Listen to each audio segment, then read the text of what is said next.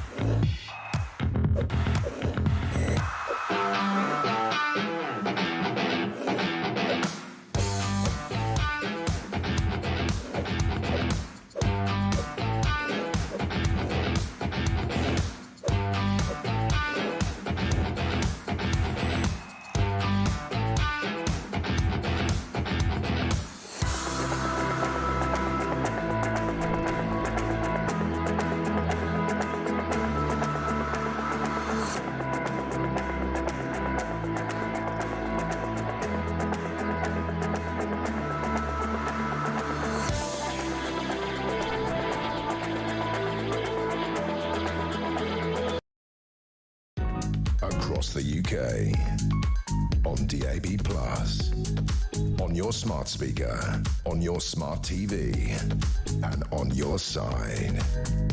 This is Talk.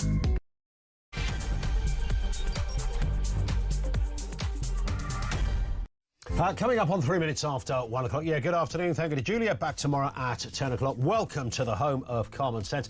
So much going on in the world right now. Donald Trump doubling down on his assessment of those US airstrikes on Iranian nuclear facilities, claiming virtual obliteration. This is as the UK announces it will buy 12 brand new F-35A jets capable of carrying tactical nuclear weapons. It's the biggest deterrent upgrade since the Cold War.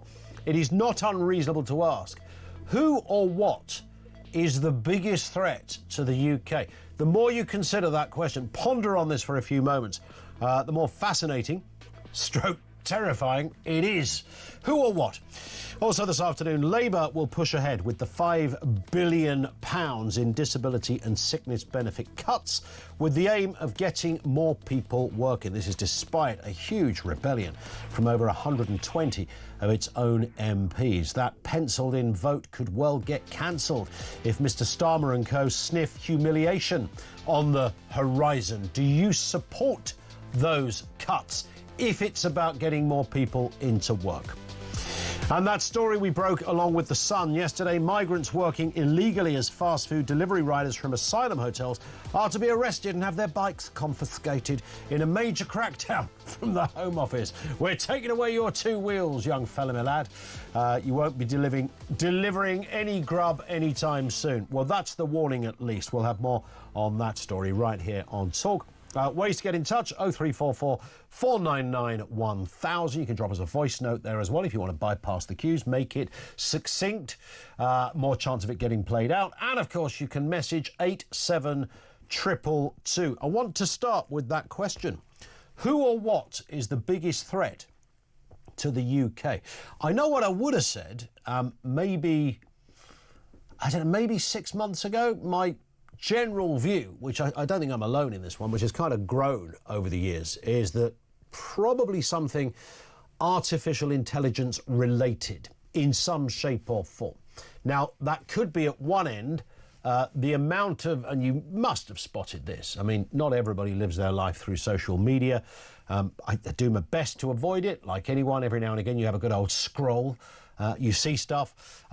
The disproportionate amount of posts that are based around artificial intelligence, whether they are people saying you can earn big bucks now with AI.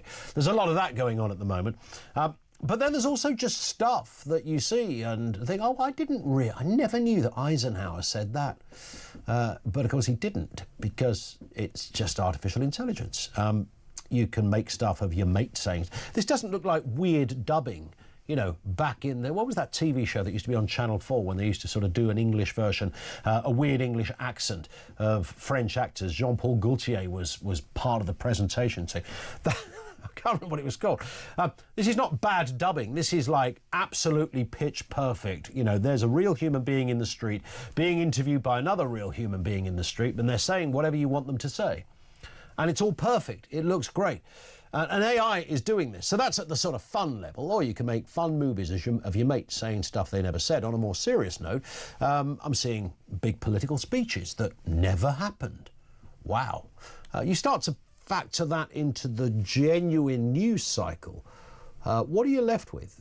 I mean, I'm watching stuff all the time. I saw something this morning that was put out there as a news, you know, you won't see this on mainstream media. Good reason for that. It's not true. And that's just basic stuff. But you put the AI factor in there and you've got this absolute fog of, you know, they talk about the fog of war. The fog of news is absolutely where we're at. I mean, where do you find the truth? So AI would have been top of my list for what is the biggest threat to the UK. Something AI related. Wasn't quite sure what, but I thought this is coming around the corner at 1,000 miles an hour, and I can only see some really big downsides to what is incredible technology and could save lots of lives and, you know, extend human ingenuity for centuries to cut, blah, blah. I get all of that. But, yeah, it's a bit of fun tech, but can be used for nefarious means. However, is it something more than that? Now we've seen the way the world is developing, and we're hearing, according to the government, not according to some iffy video on social media, the UK should actively prepare for a direct attack on British soil in a potential wartime scenario for the first time in many years. This is a national security strategy published today. Ministers said the UK now finds itself in an era in which we face confrontation with those who are threatening our security. Who or what is that? The obvious one would be to say Russia. I mean, Russia have attacked on our soil. See Salisbury for details in a very kind of unconventional sort of way. I mean, poisoning people is unconventional, I suppose. But is it just Russia? They talk about Russian cyber attacks, because there's the other thing. It might not be AI. It could just be straightforward cyber attacks. Sabotage against the UK, Iranian hostile activity on British soil, and other adversaries. You could put North Korea in there as well, laying the foundations for a future conflict.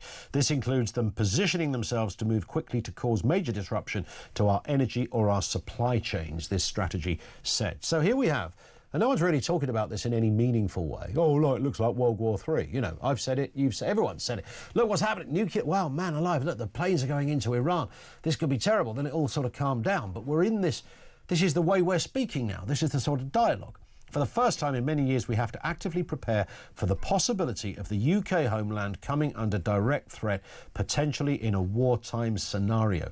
This is the government. The strategy aims to protect the UK at home and abroad, and also invest more in artificial intelligence and defence. So you can see this.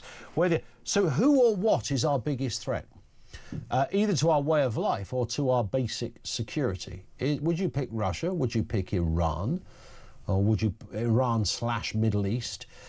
Would you go for North Korea?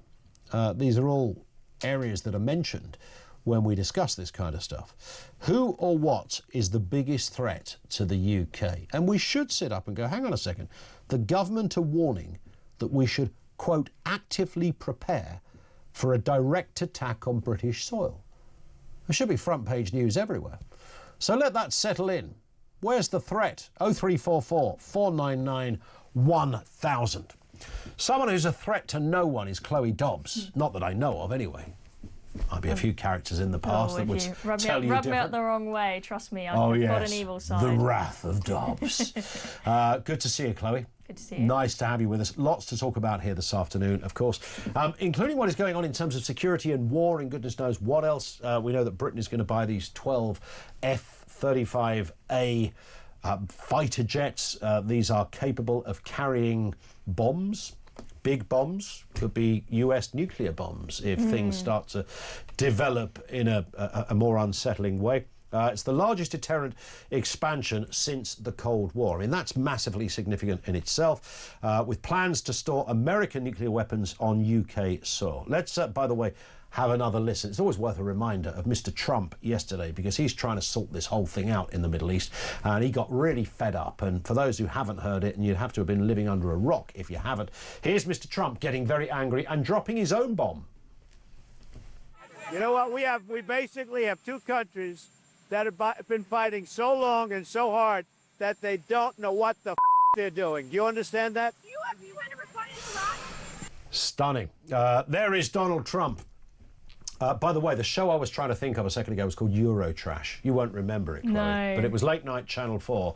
It was a bit mental, and they used to just... I can't even describe it. It was like... TV used to be so much more exciting. Say again? TV used to be so much more exciting. It used to be much more exciting. You just get people doing wacky stuff on social media, and that passes as entertainment. Yeah. It's like, oh, have you seen this clip? Have you seen that clip? Eurotrash was the one.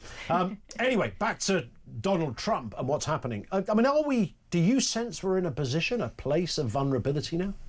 I think that the UK has not bothered to bring up its defences and its armed forces to the level it needs to, because there's been this complacency since the Cold War, and now we're having to play catch-up.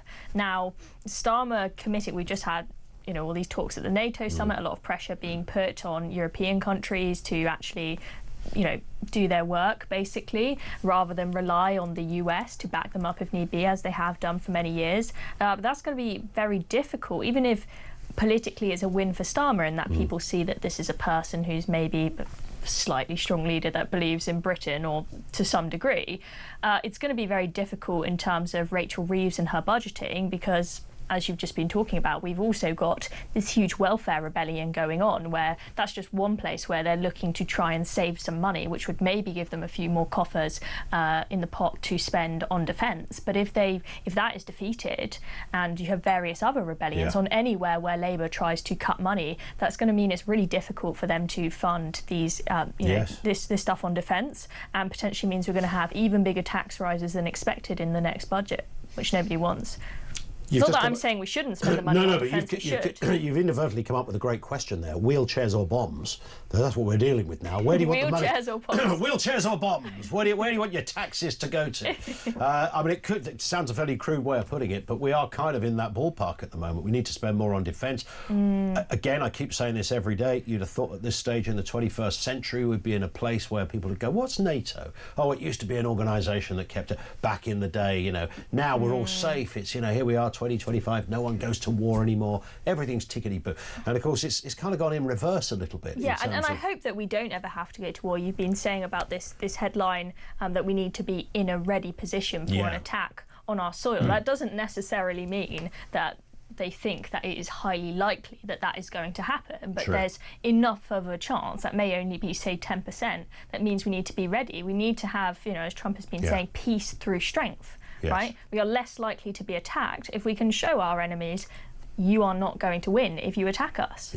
Right? So that's the hope with all of this. I don't think that we are going to have Britain bombed anytime No, and soon. is Trump the hero here? Because a couple of weird things this morning. It was very odd. They had a press conference, NATO press conference, and I thought Donald Trump was walking a bit strange, and then I realised it was Mark Rutte's boots hanging out of his trousers that was causing that. I mean, I've never seen anything like it. Literally, the head of NATO calling Donald Trump daddy for stopping the war. I mean, it couldn't have been more... I mean, it was beyond Partridge, this stuff. It was awful to watch. And Trump, I thought, was really good in that conference. And he went a bit nuts when he started talking about newspapers or media places that don't like him. He loves to have a dig at CNN. Yeah. Was it good trash? Was it trash? No, scum. It was even, something I like just that. thought it's not very presidential. I know he doesn't play by the rules, and normally I like that, and maybe I'm a little bit defensive of my industry. Essentially picks out the organisations that he thinks don't like him. That's all it is. It's nothing more than that. And there's probably some terrible journalists around, as there are in all places. But that aside, I thought Trump was very good. But the reason that he was picking out CNBC and a few others was because of this suggestion that actually that bombing raid in Iran wasn't quite as successful as he'd said it was. Yeah, so there have been a lot of questions on this because Trump, when he came out the morning after the bombing of the nuclear sites, made very clear we have absolutely obliterated the place, that's it. But then very quickly, people were showing us the footage from above of all of these trucks coming up at Fordo to presumably take away some of the enriched uranium.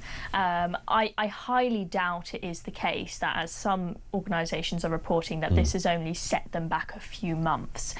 I think so. I would have thought that this is that was a right old pounding. At least a few years. They may have managed to keep some of that enriched uranium, so I think we shouldn't be complacent, as it may sound if you listen to Trump, who wants to be clear that my mission's been a huge success. We shouldn't be completely complacent, but I think that this has massively set them back. I think that Trump, he was so desperate for this ceasefire. You saw how angry he was there when he decided to drop the F-bomb live on air, because he has campaigned on a policy of, I'm going to be the president that ends wars, not starts wars. And so he wanted to show, because a lot of people were saying when he made the decision to go and strike those nuclear sites, oh, you said you weren't going to start any wars, why you're being a hypocrite. He wanted to show, oh, this ends the war. But I actually think that he should allow the Israelis to finish off the IRGC, even if America isn't directly involved. We are at the point where we've got Iranians crying out saying, this is amazing, we're about to be free, we're not going to be tortured anymore, women can let their hair down again. They're on the brink of finally dismantling this horrific regime, and they're saying, call it quits now. So you may have the Iranians themselves, now that the IRGC is very much weakened, just staging a rebellion themselves. I think the last 24 hours is the best I've seen Donald Trump. I thought he's been really good on this. I know, the F-bomb thing obviously showcased his exasperation at what is happening. He's sometimes a bit clumsy, he doesn't always get it right. The reason he's in office is because of some of those elements of it. He's unconventional, and he blusters a bit from time to time. He gives a 15-minute speech in 15 hours. He can do all of that stuff. But I just thought he's been on top of this, and we haven't really had a figurehead. Can you imagine Kamala Harris dealing with this stuff? It would be horrific. Well, this is the thing. This situation has made me really realise how lucky we are to have Donald Trump in the White House 100%. leading the West, because I do not think that Kamala Harris would have done what needed to be done to stop Iran from having a nuclear weapon. She probably would have given them more money to fund. I've just emailed the Hamas Ayatollah. You can only imagine it. It would be horrendous. Yeah, and it's not like Keir Starmer and the leaders in Europe are going to pick up the slack if you had, weak leader Kamala Harris in the White House. I mean, when things started to kick off between Israel and Iran, Keir Starmer's first response was, oh no, everyone just calm down, just talk it out. And it's like, no, they cannot have a nuclear weapon. Let's be very clear about who Iran are. They are not a nation that wants a nuclear weapon as a deterrent. They actually want to use it. And you might say, but you've got mutually assured destruction. They don't care, because they glorify martyrdom. They are willing to die for the cause. If they wipe Israel off the map, then they think I'm going to go to heaven, I'm going to have my 72 virgins, I'm going to be closer to Allah in heaven. They are willing to die for the cause, unlike most of the rest of us that have nuclear weapons. I'm less scared of countries like North Korea and Russia having one, even though I am to some degree scared of them having one, because I don't think they actually want to be wiped off the map. Good point. Let's move to that other story. We mentioned bombs or wheelchairs. Where does our tax money go? Keir Starmer facing what could be a real humiliating threat to his authority. We know we've got 120 Labour MPs that are considering voting to sink the bill, which will see a £5 billion a year slash on disability and sickness payments. Now, not one to defend Rachel from accounts or anyone else over there at the Labour Party for that matter. But I think their thinking is meant to be, we need to get more people back to work. You know, Ian Duncan Smith spent years trying to think about how you can do this. They're claiming they're doing the same thing. But of course, the minute you have the headline taking money away from disability, you're kind of a bit knackered as a government, whichever government you are. Yeah, as the Tories found out. Exactly. I mean, the Tories had so much controversy. It is very, very difficult to cut benefits. I mean, regardless of what group you're talking about in society, be it disabled people, be it pensioners, if you try to take something away from somebody that you've already given them, it's always going to cause an outcry, even if it's a tiny amount of money. That's why the size of the state just keeps getting bigger and bigger and never gets smaller. It is I really think that it is critical that we do something about this ballooning welfare bill, because even if they make these changes, which are proving very controversial in the Labour Party, the welfare bill is still expected to go up astronomically over the next few years. It may save $5 billion. Instead of 18 billion, it's going to be 13 billion that it goes. Yeah, it may save $5 billion in the very short run, but this is going to keep on going up, 100%. and there are a lot of young people going onto these sickness benefits, and we know that the way the system works, once you get in the system, you're in it for life. And when we desperately need to grow the economy, that's the only way that life's going to get better without, you know, constant raising taxes to pay for things. We cannot have more and more people leaving the workforce, and the way 100%. They've fixed it for many years, which is to just try and keep on bringing in people from other countries, is just it's not going to work for any longer. Well, they've been surveying since 1998 on people's appetite for where they cut benefits, and the public appetite for spending more on disability has fallen to a record low. This is the long-running survey on social attitudes. Just 45% of people felt more should be spent. That's the first time the figure has dropped below half since they first asked the question 25 years ago, 7 years ago. So there is a change. Chloe, stay with us. Lots more still to come. We'll talk about the arrest of the Deliveroo drivers. Yeah, watch this space on that one. More from you. That question, who or what is the biggest threat to the UK? We're looking at that story as well. 0344 499 1000.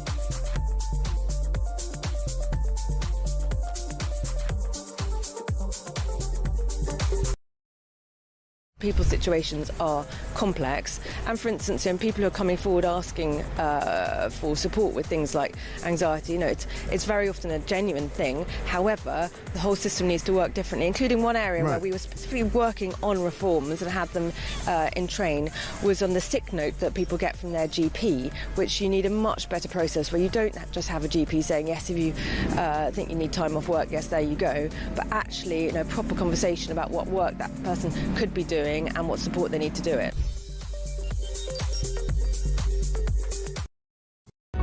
Across the UK, on DAB+, on your smart speaker, on your smart TV, and on your side. This is Talk. It is Talk 24 minutes after 1. Chloe Dobbs is with us, the political commentator, looking at the big stories of the day. This is one we, of course, touched on initially yesterday. Big Sun exclusive. Migrants working illegally as fast food riders from asylum hotels are now to be arrested on the back of that story and have their bikes taken away. Don't take away my wheels. It's a major crackdown. Let's have a listen to a little snippet of that Sun exclusive. Here it is. Hotels in London and Bournemouth, we witnessed dozens of migrants in the full uniforms of Deliveroo and Just Eat, coming and going at all hours of the day. To prove exactly how easy it is to get around these supposedly ironclad work requirements, I posed as a new arrival into the UK and joined forums on Facebook where accounts are offered for sale. Within 10 minutes, I've been contacted by one so-called Deliveroo dealer who had an account I could rent and begin immediately working on. That was the Sun reporter Thomas Godfrey, who, by the way, last night delivered me a beautiful chicken tikka masala. I've got to say, Chloe. That's the idea then, that the Deliveroo companies Just Eat to go, we're going to crack down on this now. I mean, how it ever got to this stage is bizarre. I know their argument is, well, it's not us, it's the riders that are hiring out their accounts to other people. But that's not good enough, is it? Yeah, I think that these companies, they absolutely do hold responsibility. I think also, the government holds responsibility in that they know this is happening. It's not the case that just after this Sun story's come out, the Express have done a video as well where you can literally see outside the hotel. They've got a bike park for all of them, and you can see all of the bags on the back of the bikes. They're Just Eat delivery. 100%. They know exactly what is happening, but it's only because now there's an outcry in the press that they've decided, oh, actually, we're going to do something about this. Now, and also, we've seen videos of people, say, in Calais, and when they're being asked, why are you coming to Britain? They're like, oh, I know, as soon as I get to Britain, I can start working on Deliveroo straight away. And look, I don't mind. I'm open to the idea of migrants, when they come to this country, having some option of limited types of work that they can do. Not everything before they've been vetted, but something that they can do. But that should be in a legal way and such that they are paying their way and saving taxpayers' money. So rather than them being fed all of their meals and everything in the hotels, how about, you've got to pay for all your own food. We might, maybe, like as in a transition page, we'll put a roof over your head, but if you come here are some jobs that you can do, and you've got to pay for your own food and living expenses, and then work from there and have a system. But having it all going on illegally so that they can make all this extra money, which is just disposable income, right, which they can spend on whatever they want, because all their other living expenses are covered for them. Even fun days out, DJ lessons, driving lessons, you name it. Trampolining, cinema trips. Clip and climb. It's just taking the mick. It's taking the mick out of the British taxpayers. One Facebook group was closed down. It had 20,000 members selling dodgy Deliveroo accounts as firms have been summoned to Westminster. I mean, surely the answer here is that, right, firstly, Deliveroo, Just Eat, you're going to be fined £10 million each. End of story. It's absolutely your fault. If your system can so easily allow a rider to pass on ID or account, if that's how it works, then your business model is not fit for purpose. So £10 million a piece for the Deliveroo and Just Eat. Don't hold your breath on this, because that just won't happen. But you might think something like that. Have you ever thought it odd, by the way, just on a wider point about delivering food, that a complete stranger carries your curry or your whatever, your burgers, in a bag right across town to your house? Do you never worry about the food? I never order it. You never order it? I never order it. Also, was that a statement, or is that? Well, first of all, it's really. You just don't eat. What's? No, I do eat. I just don't order delivery. Not only because the cost is ridiculous if you're just ordering for one person. The cost is ridiculous. All the delivery fees, but also, we've got all of these concerns about random undocumented men who we don't know turning up in the country, and the threat that poses to women. Do you really want at your doorstep in the dark some random guy, you don't know who he is, turning up at your door, could potentially barge in the doorway and do whatever he wants to do, right? So I think it's quite dangerous, to be honest. It's a bit weird. I've got like a dark doorway before where I live. I wouldn't want some random guy with no one else around to turn up right at my door. You should have seen the fella Although that they delivered all my food come the and other knock day. at my door when they're lost trying to find the neighbours. Indeed. Let's move to this story. Final one, Chloe. BBC staff have been instructed to represent minority and unpalatable views, even if offensive to some parts, as part of an updated guideline on emphasising impartiality in its output. This comes after Maxine Croxall, that's the newsreader on the BBC, corrected her script at the weekend. Let's have a listen to what happened. London's School of Hygiene and Tropical Medicine has released research which says that nearly 600 heat-related deaths are expected in the UK. Malcolm Mystery, who was involved in the research, says that the aged, pregnant people, women, and those with pre-existing health conditions. There it is, women. That's really what it was. I mean, she was citing a press release, so you know, to be fair, it wasn't her word. But you'd thought a producer might have been onto that beforehand. But that's what it was. She corrected it. Thank goodness for that. New rules, however, backed by the Director General Tim Davie, follow a backlash over cancel culture, rising support for reform. There's even stories that some journalists were afraid to even report on migration because they thought it might be offensive. I mean, you've got 3,000 people a week coming into your country on boats, and journalists employed by the BBC were scared to even talk about it. Oh my goodness, it's quite offensive, isn't it? I mean, it's crazy. Shouldn't be a journalist. This is like the biggest issue gripping this nation at the moment, and it just goes to show how out of touch the people at the BBC are. Their idea of the middle ground is completely out of whack with reality. Now, you've said that they've changed the guidance there to put up, you know, to talk about, you know, minority unpalatable views, but the reality is that concerns about migration, that's not a minority unpalatable view. It's actually a very mainstream view. I mean, look how Reform are polling, and you know, I think most people voting for Reform got concerns about migration. The idea that that is some tiny minority of people who are concerned about immigration is just for the birds. Indeed. We'll watch with interest. Guilty by omission, I think, is often the problem with news outlets. It's not often, it's not necessarily what is in or what is said, it's what's not in and what isn't said that I think is invariably the issue. Chloe, thank you. Good to see you. You're off to record Plank with Mike Graham in a couple of moments. Yes. Enjoy it. Chloe Dobbs with us. Talking about Maxime there. Sorry? We'll be talking about Maxime. Oh, absolutely. There it is. All ready to go. Chloe Dobbs with us on the programme. Over to you. Loads of questions out there. Welfare reform, disability benefits, your thoughts on that. And we began by asking who or what is the biggest threat to the UK. We've got three voices coming on in a moment to directly address this issue of nuclear capabilities and threats and what the hell is going on in the Middle East. Details on the way. It's 1:30. This is Talk.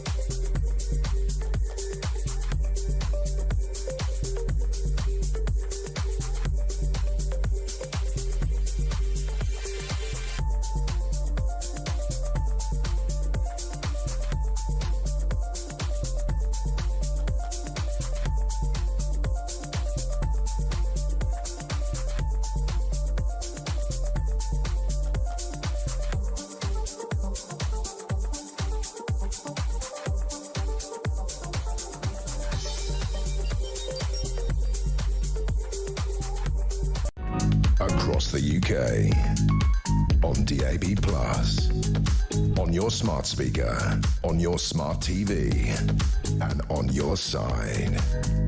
This is Talk.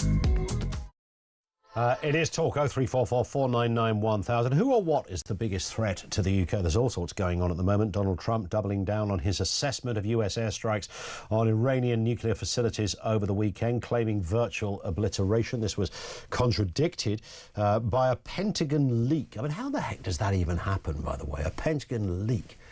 If you were the leaker, are you not talking about like 100 years in jail for that? It suggested, nonetheless, Iran's nuclear program had only been set back by a few months.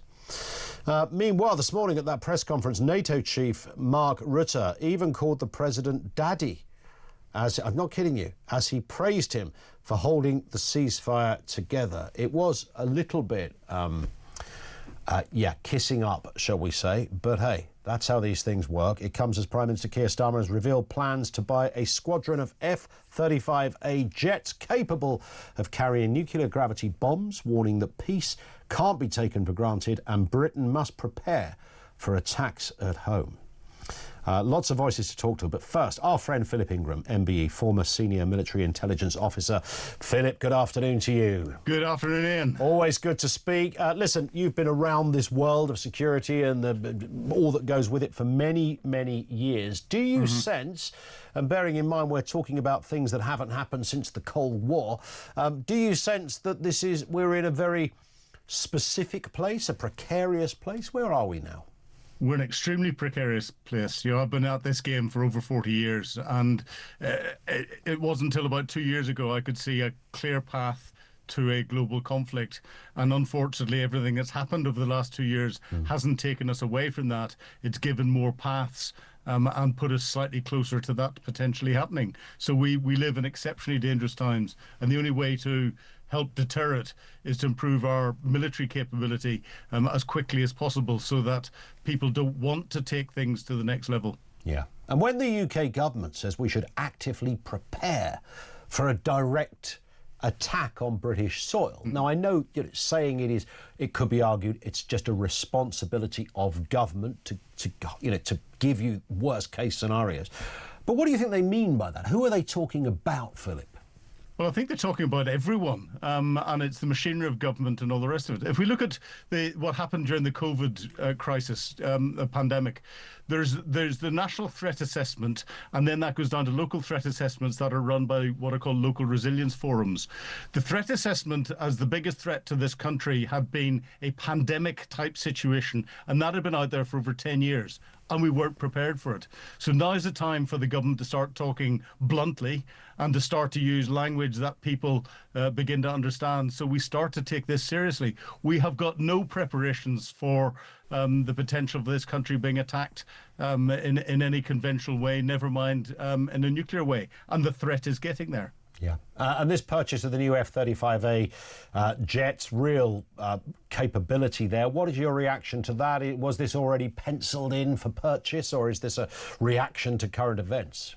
We're in another game of soundbite politics. The F-35, the A will replace some of the Bs that they were already buying. The Bs are the ones that have got short takeoff and vertical landing, so can operate from the carriers. The As can't, but they've got a slightly longer range. Their components on them are not all the same, so it's going to be more complex logistic chain. The A version cannot be refueled from British air tankers, so we'll rely on someone else to refuel them after they've taken off. That means that they're not operating independently. The Americans control the B-61 nuclear bombs that the government is saying that could be used on them. So we'd have to ask the Americans to give us the bombs, to put them in, to then use them and seek their permission to use them. And I understand these 12 aircraft, which, in itself is not a large number. The Germans and the Italians are buying 100 between them. These 12 aircraft are going to be used in what's called an operational conversion unit. So 207 Squadron of the RAF, allowing pilots to change from their training aircraft into operational flying and learn to fly the F-35. When I was a kid and a teenager, Philip, there was always that talk, before the Iron Lady came along and this is a woman we can do business with and all the rest of it.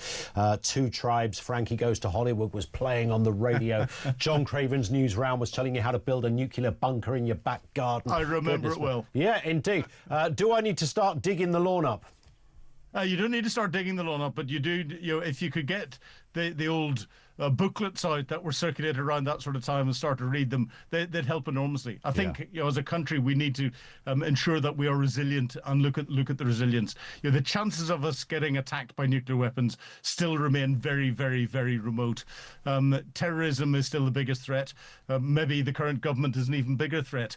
But we have to be prepared, and we have to think about it, and we have to recognise that to deal with this properly and to mitigate it properly, we're going to have to dip in our pockets. It may mean some more taxes. Philip, always good to have you on. Thank you, Philip Ingram, MBE, former senior military intelligence officer. Let's get a word on this from Dr. Becky Alexis Martin, nuclear warfare expert and author of Disarming Doomsday. Becky, good afternoon to you. Good afternoon, and thank you so much for having me on board today. It's a pleasure. Listen, talking on the back to Philip there, the chronology of the human journey should have dictated that by now, I just mentioned the kind of Cold War and, everything that was happening with Margaret Thatcher and, meeting the Russians and the wall coming tumbling down and all of that threat of big bombs and those images of mushroom bombs, etc. should have been a thing of the past. We should be talking about that. Something that once happened, that could never happen again. There's a bit of deja vu going on at the moment.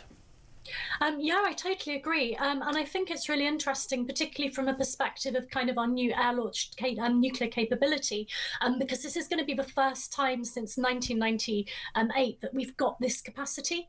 And of course, we kind of wound it down after the Cold War. So we really are feeling this kind of cultural shift at the moment, I think. I'm quite intrigued as to see where it's going to go. So I also do a lot of work in the space of resilience, preparedness and emergency planning. And it was very noticeable this year that our new critical risk register kind of highlighted geopolitical risks alongside kind of the more traditional kind of threats like pandemics as something that we should be thinking about. Wow. So I think we've got a lot to kind of consider. And I think in the light of kind of this new report, obviously arguing that we need to be prepared, it's just an extension of existing resilience strategy that we have. As your other guest rightly mentioned, we've got local resilience forums, we've got community resilience plans, but as individuals, we are not prepared. And it's really intriguing because if you look at Sweden, if you look at Finland, if you look at France, these three nation states, they have like community preparedness and individual preparedness for these particular, for issues of potential warfare, where the community is kind of aware but not, prepping or, becoming survivalists, but just kind of sensibly prepared. I mean, you talk about disarming doomsday. Where are we on that scenario? Does the threat just change, or does it kind of modify? What is it kind of ever changing in the sense that, okay, we're in this position, 6 o'clock 2 days ago in the evening, I thought we're about to have World War III. I thought World War III has just begun when Iran responded to those attacks on their nuclear capabilities by firing off missiles to American territory. And then, like 20 minutes later, Trump comes on the telly and goes, don't worry, it's all over, everything's done, we've got a ceasefire. I thought, wow, that was the quickest World War III ever. We're living in strange times, aren't we? I would argue that the nuclear threat hasn't increased dramatically in the last couple of days. It's kind of a story between spaces. So Donald Trump, obviously, he's a very bombastic leader and he's very opinionated. He's a populist. Quite often he'll kind of say what he thinks the people want to hear. And so while there has been damage to the Iranian nuclear facilities that will hopefully prevent them from proliferating for a while, that's not the full story. Of course, Iran may still want to retain nuclear capacity. Literally just a couple of hours ago, it ratified new policy in its government to ban the International Atomic Energy Agency from inspecting nuclear facilities. Wow. But one of the things that I'm kind of hoping is that, Iran has been a partner for the Non-Proliferation Treaty, not particularly effectively, I would say, but it's still in partnership with this UN treaty. And so the thing I'm concerned about now is, will Iran kind of pull out of that treaty? There's already been the collapse of the Iran deal back in 2018. So we're thinking forward. I don't see Iran as kind of being a major nuclear threat. And I think it will give whether it's months or years, it will take time for them to recover. But obviously we do live in a complex world. And my concerns are, North Korea and the increasing kind of issues with Russia. And just a final question, the same one I put to Philip before, and I only say this partly tongue-in-cheek, do I need to start digging a hole in my lawn and buying 77,000 litres of water? Absolutely not. So as somebody who worked in emergency planning before becoming an academic, I would argue that everybody should be a little bit prepared. You should always keep some water in, keep maybe some canned food in case you get a heat wave, in case you have kind of local issues. But I don't think it's time to resurrect the home front just yet. Glad to hear it. Becky, nice to have you with us. Thank you for your time. Dr. Becky Alexis Martin, nuclear warfare expert and author of Disarming Doomsday. Let's get a word on this from Jason Brodsky, Policy Director of United Against Nuclear Iran, based in New York. Jason, good afternoon to you, sir. It's great to be with you. Thank you. Nice to have you with us. Let's just first talk about that press conference this morning from Mr. Trump. I thought he was very effective. He was very emphatic about the position where America are at. America, as far as he was concerned, virtually a virtual obliteration was the word he used when he talked about those attacks the weekend. Now, of course, the only reason he needed to kind of reiterate that point was because we'd heard of a leaked report at the Pentagon. That's a brave soul who leaked something from the Pentagon. But nonetheless, that's where we're at, who suggested it wasn't that effective. And in fact, it's only set the Iranian nuclear capability back by a few months. What do you make of this? Well, I think that Defense Intelligence Agency report was highly questionable. It gave me some pause, to be frank.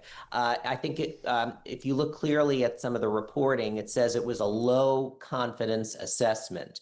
And it's going to take a long time, longer than just a couple of days, for a full battle damage assessment to be done after the U.S. strikes. And other assessments that have been in the news media have suggested that the nuclear program has been pushed back and delayed for a number of years after the strikes. So I think we need to wait until the full battle damage assessment is concluded. But I think it's more in the realm of years rather than the months-long damage, and I think that there was a political motive likely in the leak of that report. Well, right, and yes, I would sense you're 100% right about that. But also just looking at, I'm not a military person or a weapons expert, but, assuming they pretty much got the target and looking at what they dropped on that facility, I think anyone could objectively see this was immense damage to whatever the heck was going on underneath.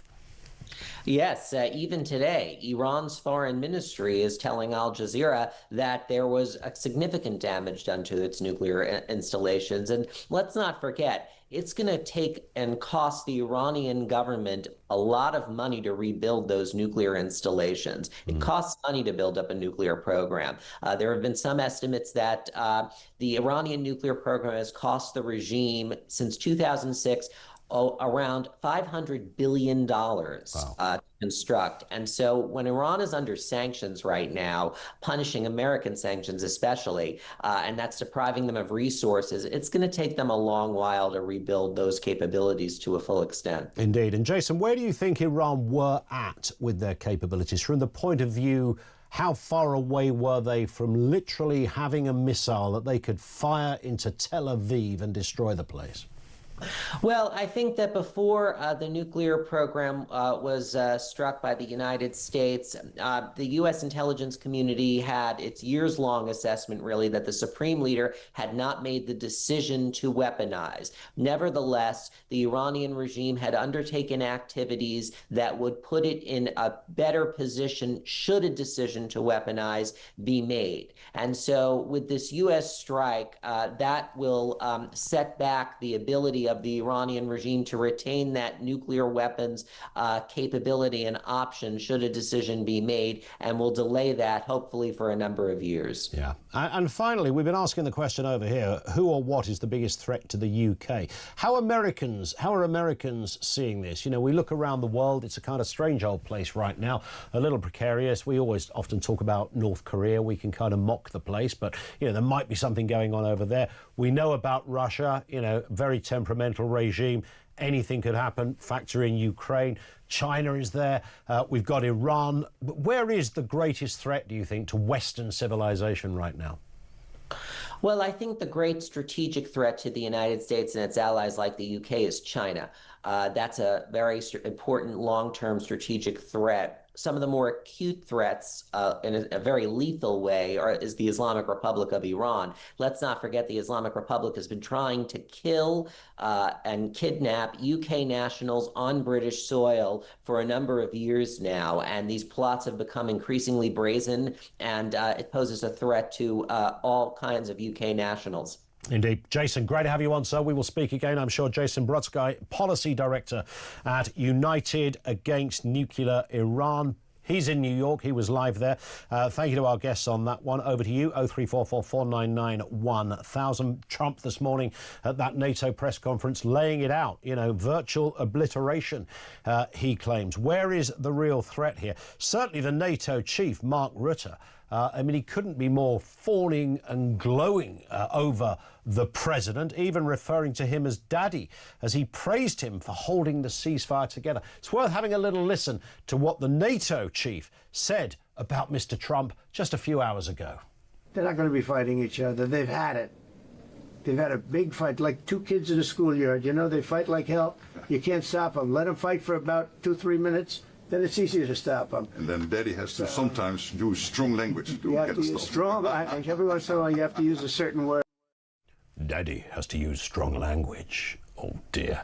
0344. Call me Daddy. 0344 499 1000. Who or what is the greatest threat to the UK right now? Lines are open. This is Talk.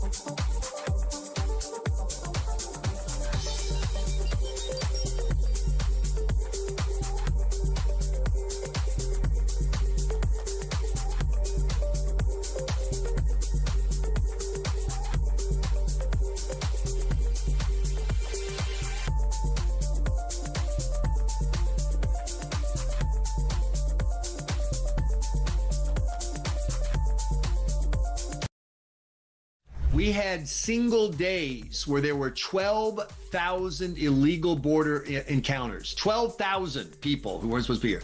In the entire month of May, we had zero. No new law.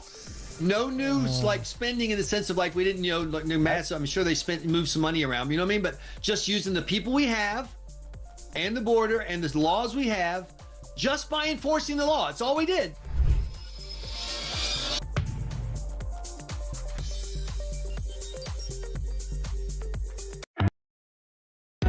Across the UK, on DAB+, on your smart speaker, on your smart TV, and on your side. This is Talk. Loads of great points making a very simple comparison to where we're at in terms of security. Trevor in Harrow says, afternoon, Ian, we live in an era where we can expect to be attacked on British soil. The government are telling us this. Would it not help if we stopped bringing a brigade of fighting-age young men over who we know absolutely nothing about and whose culture generally doesn't like ours? I do worry about the intelligence of our politicians. If me, a mere nobody, can see what is coming, I can foresee a time when the establishment will not be able to raise an army to protect us. Trevor, you're bang on that. It was also echoed as well by one here, Peter in Lancashire. Threat to the UK already happening. The boats across the channel. He also throws in the crumbling state of our roads as well. But yeah, we're talking about a threat while simultaneously bringing a few thousand people every week. Unknown people, no idea where they came from, no idea of their motives, no idea of anything at all. On a weekly basis, while the sun shines, those numbers increase. And is no one in number 10 going, that's right, OK, we've got a threat, and yet we've simultaneously got 50,000 people over the course of this year penciled to come into the country. I mean, this is bonkers territory. John's in Cornwall on the biggest threat. John, what are you thinking? Good afternoon to you. Good afternoon, Ian. I believe nuclear has had its day. Just like centuries ago, the longbow had its day, the machine gun had its day, the English Navy, who built the empire, had its day. Yep. Nuclear has had its day. The biggest danger to the planet is technology. Yep. And if you imagine like the things that have happened where Marks and Sparks couldn't use parts of it because of computer invasion. Yep. Closed down a multi-billion-pound company. Same with the health service, yep. Same with the benefit 100%. service. These are all test pilots. And I turn around and I say to people, can you imagine if London was hit and nobody could use a computer or phone? Spot on. Spot on. I mean, I think this is where we're at, isn't it? I mean, there's no doubt about it. I genuinely think, and in fact, the UK government said the strategy that they're trying to put into place aims to protect the UK at home and abroad and also invest more in artificial intelligence and defence. That's a sentence that didn't exist half an hour ago. So they're clearly aware of this. You know, being able to get those missiles that can strike down a missile that we have at the moment that can stop something happening. I would assume that our technology infrastructure requires that kind of approach in the online and digital world. So if it can spot something coming down the digital tracks. The hardest part is the fact that I don't know. I think that Britain is light years behind some countries with technology. 100%. And on that, and the point is that you can actually destroy a country's economy without having to fire a missile, drop a bomb, or anything. And and the havoc you can cause is immense and game-changing and life-changing. You're absolutely spot on, John. Thank you very much indeed for that. I want to get a word in from Pat in London about the threat. How do you see this one, Pat? Good afternoon. Well, I mean, obviously, Russia is sort of within a sphere of a decent range missile, and while we're buying these F-35A jets, which the bombs on them can't be really used independently, I would have thought that, I mean, we haven't got an Israeli Iron Dome system here. No. I mean, do we need one? Yes. Oh, yeah. And plenty of them. Whether it has to be bought off the shelf from Israel or we can develop one ourselves, and I would develop a two-tier system. We're used to those, so go on. Yeah, have the missiles to, say, an Iron Dome to take out most of the missiles, but the ones that get through have a ground-based laser system as well, so that anything that does sort of evade the missiles will be like destroyed by, you know, energy weapons. Yeah. What about the artificial intelligence kind of technology threat, as our previous caller mentioned, Pat? Do you think ultimately that is going to be greater than any kind of military oppression that might come our way? Well, it's in its infancy, so I would say in 40 or 50 years. But I don't think AI. I think it's in its infancy, because if it was that far down the road, you'd have humanoid-looking robots scurrying around doing odd jobs. Well, there's a few out there apparently working already in some parts of the world doing stuff. On what was it? The film I, Robot. I mean, you had robots walking dogs and being couriers and stuff. Well, we've years before that, Pat. Do you not remember Metal Mickey on the TV years ago? I mean, goodness me, we've been used to this potential incursion into our lives for yonks. Listen, Pat, I've got to step in because time is upon us. Thank you, mate, for that. That's Pat calling. We'll have more from you in a few moments' time. Andy says, I appreciate you've done this feature on preparedness for war, but do you realise you'll have opened the door for idiots and all the anxious young people clearing the shelves of toilet roll and pot noodles as we speak? Good point, Andy. And one here says, wish you were my daddy, Ian. Thank you, Christo. News coming up at 2.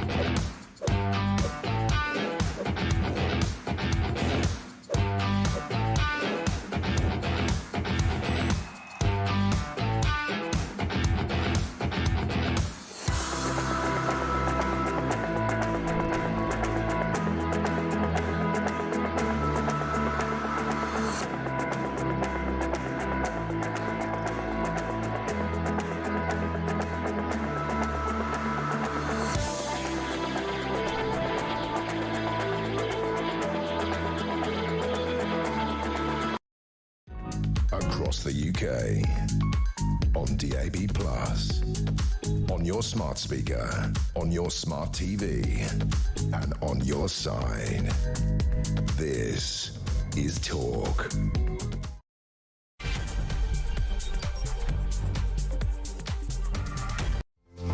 It is Talk 0344 499 1000. It's where you will find us. There's a whole heap of stuff going on at this end. Donald Trump doubling down on his assessment of US airstrikes on Iranian nuclear facilities, claiming virtual obliteration, he said. This is as the UK announces it will buy 12 F-35A jets capable of carrying tactical nuclear weapons. Its biggest deterrent upgrade since the Cold War.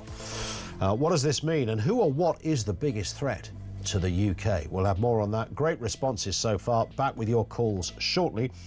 Also this afternoon, Labour will push ahead with £5 billion in disability and sickness benefit cuts with the aim to get more people working. This is despite a massive rebellion in the Labour ranks. 120 MPs apparently that could simply say, we ain't voting for this. That could scupper Starmer. Will he pull the vote before it even goes to the House? And migrants working illegally as food delivery riders from asylum hotels are to be arrested and have their bikes seized in a major crackdown by the Home Office. We'll have more on that as well. Everything you need to know, all the breaking news right here on Talk 0344 499 1000. This from Dallas Nash. I think me and Dallas are going to fall out here because I'm going to defend my corner on this one. I only half jest. Dallas says, Ian, love you to bits, but I beg you to get off the nuclear, a George W. thing, bandwagon. The word is nuclear, pronounced new and clear, as daylight. One you, not two, and please not you too. I have never said that. I lecture on this stuff. When I talk to students, media students, they say, what's the one word that you could get wrong? I always go, well, it's the old nuclear one. It's that word where people go nuclear. And I never get it wrong. I never ever get it, ever in my life, ever got it wrong. Maybe I did once today. I don't know. I don't recall it because every time I say that word, I think about exactly that. And if that wasn't proof enough, we are delighted to have our doorstep darkened by a proper journalist. Well, we're looking around going, where is it? What happened? Kevin Schofield is here, political editor of HuffPost UK, a man who's been around the journalistic block for years, knows the territory very, very well. Nuclear, you're familiar with that? I am familiar with the word, yeah. There's lots of words that annoy people when they get that people say wrong. Yeah, there are. I'm trying to think of others now. But yeah, nuclear, did you see? Yeah, because I always think of new and clear. Nuclear. Well, yeah, that's how it's spelled. It's easily done. Nuclear. But what regularly happens, and Dallas Nash, a previous friend of mine, I'd like to think, although we've never met, suggested in a libelous manner, frankly, that I was saying nuclear. Nah, you wouldn't say that. I would never say that. Not a pro like yourself. As if that could leave my mouth. That's a vile calumny. Yeah, but it is interesting how people mispronounce things. Yeah. Well, I mean, coming from Scotland, there's an awful lot of mispronunciation goes on up there. Pronunciation. Did I say mispronunciation? You said pronunciation. No, I didn't. You did. I didn't. We're on it. There is a whole list of things. My mouth. There is a whole list of things, though, isn't there, that people say, and and it irks you when you hear somebody do it. Yeah, I always know people say the young folk. Texted is not a thing. It's I text so and so yesterday. I text you yesterday about this. Yes. And I was like, should not texted. Should not be texted. Yeah. But I'm old. Do you know the one that really gets me? And I actually had an argument with a lawyer on air years ago about this, and that's people who don't know the difference between libel and slander. And when it's on the radio, a lot of people assume it's slander because it's spoken. Yes. But it's not, of course, you know, it's libel because it's published, it's retrievable. And I remember somebody just... We were doing a fox hunting debate years ago, you know, and the guy said to the lawyer was the fox hunter, as it turned out. Yeah. And he said something about, you know, you're going to, you know, that's a direct libel there. And the lawyer went, I think you'll find, young fellow, it's actually slander is the word you're looking for. And I stepped in and went, no, it's not slander, it's libel. Yeah. If it was a libel, it's still libel. Yeah. And then he fought back at me, saying, no, it's slander, it's the spoken word, my boy, spoken word. He was a proper old double-barreled dodgeball. Yeah. And I try to explain to a lawyer the difference between the two. My goodness. Yeah. You must be pretty confident of your ground then to take on a lawyer over it. I would be like, maybe I'm wrong here. So I found out where he lived. Set fire to his garden. No, I didn't. I got very annoyed, but I did get very... The only language they understand. The only language these fox-hunting lawyers understand, I tell you. Anyway, the reason why Kevin Schofield is with us, obviously, on a Wednesday is because it's PMQs, and we look back at the other big stories of the day. We had, again, deputies were aplenty today, because Mr Starmer is over there at the NATO conference. So who did we have in the ring? So we had Angela Rayner again. She always stands in for Keir Starmer, and we had Mel Stride this week because It's a bit like Have I Got News for You with the Tories. Yes. They have Since Angus went. It's a different, yeah, exactly, a different host each week. So last week it was Chris Philp. Yeah. Before that, the last time Starmer was away, it was Alex Burkhardt. Yeah. And today it was Mel Stride. And he was not bad, actually. Well, he's a former Secretary of State. He knows his way around work and pensions. That was his previous brief, of course. And was that the area that he chose to attack? Yeah, I mean, it's an open goal right now. A lot of disquiet, to put it mildly, on the Labour benches over these welfare reforms. Big vote looking like next Tuesday. And, yeah, I mean, he didn't get any change out of Angela Rayner. I know she stuck to the brief. The newsiest line was her confirming that the vote will take place next Tuesday. Now, there's all sorts of rumours going around that the government's going to have to pull the bill because at the moment it looks like what's the intelligence they're on heading for defeat. Well, so I was in touch with a senior figure in the cabinet this morning who said that there's two options basically: they pull the vote or they make major concessions to try and buy off the rebels. He said neither of those are particularly palatable. The first one would be a huge blow to Starmer's authority, having to pull the vote because you're not going to win it. And the second, concessions would cost money, because this bill, these reforms are supposed to save £5 billion. But any dilution of the plans will obviously reduce that number, and the money would need to be found from somewhere else. So neither option is terribly palatable. But I think what we can say with a fair degree of certainty is that the reforms as they stand at the moment probably won't be what is still in place next Tuesday, unless they can peel off a lot of these rebels. Because if there was 120 rebels on this, that would essentially the government would lose. Yes, I mean, it would be very... Assuming that all opposition parties... Yeah, they would, if all the opposition parties... Now, Kemi Badenot tried to be a little bit cute last night by saying, well, we will support you if you can guarantee that you'll get more people into work as a result, and if you can guarantee that you won't put up taxes in the budget, and they just can't do that. So what is always irksome about this stuff, Kevin, is that Angela Rayner, and by the way, on Angela Rayner, in my head, she's been an MP since about 1983. She just seems to have been there, one of those people. But 2015 was actually when she became an MP, that's right, if memory serves me correctly. She would had she been around in 2010 when George Osborne was looking at these very kind of ideas. I mean, she would have she probably wouldn't be alive, because she would have discombobulated so much over this. She would have been so angry at what the Tories were doing. She'd have jumped on that "you're literally killing people" bandwagon. Absolutely. She'd have been leading the charge. And yet here she is defending the very same policy. That's politics, isn't it? You know, once you're in government, it's amazing how their views on things change completely. And you're right, you know, Keir Starmer would be kicking off about it as well. If he was still in the opposition, because he would see this as an opportunity to give the Tories a kicking.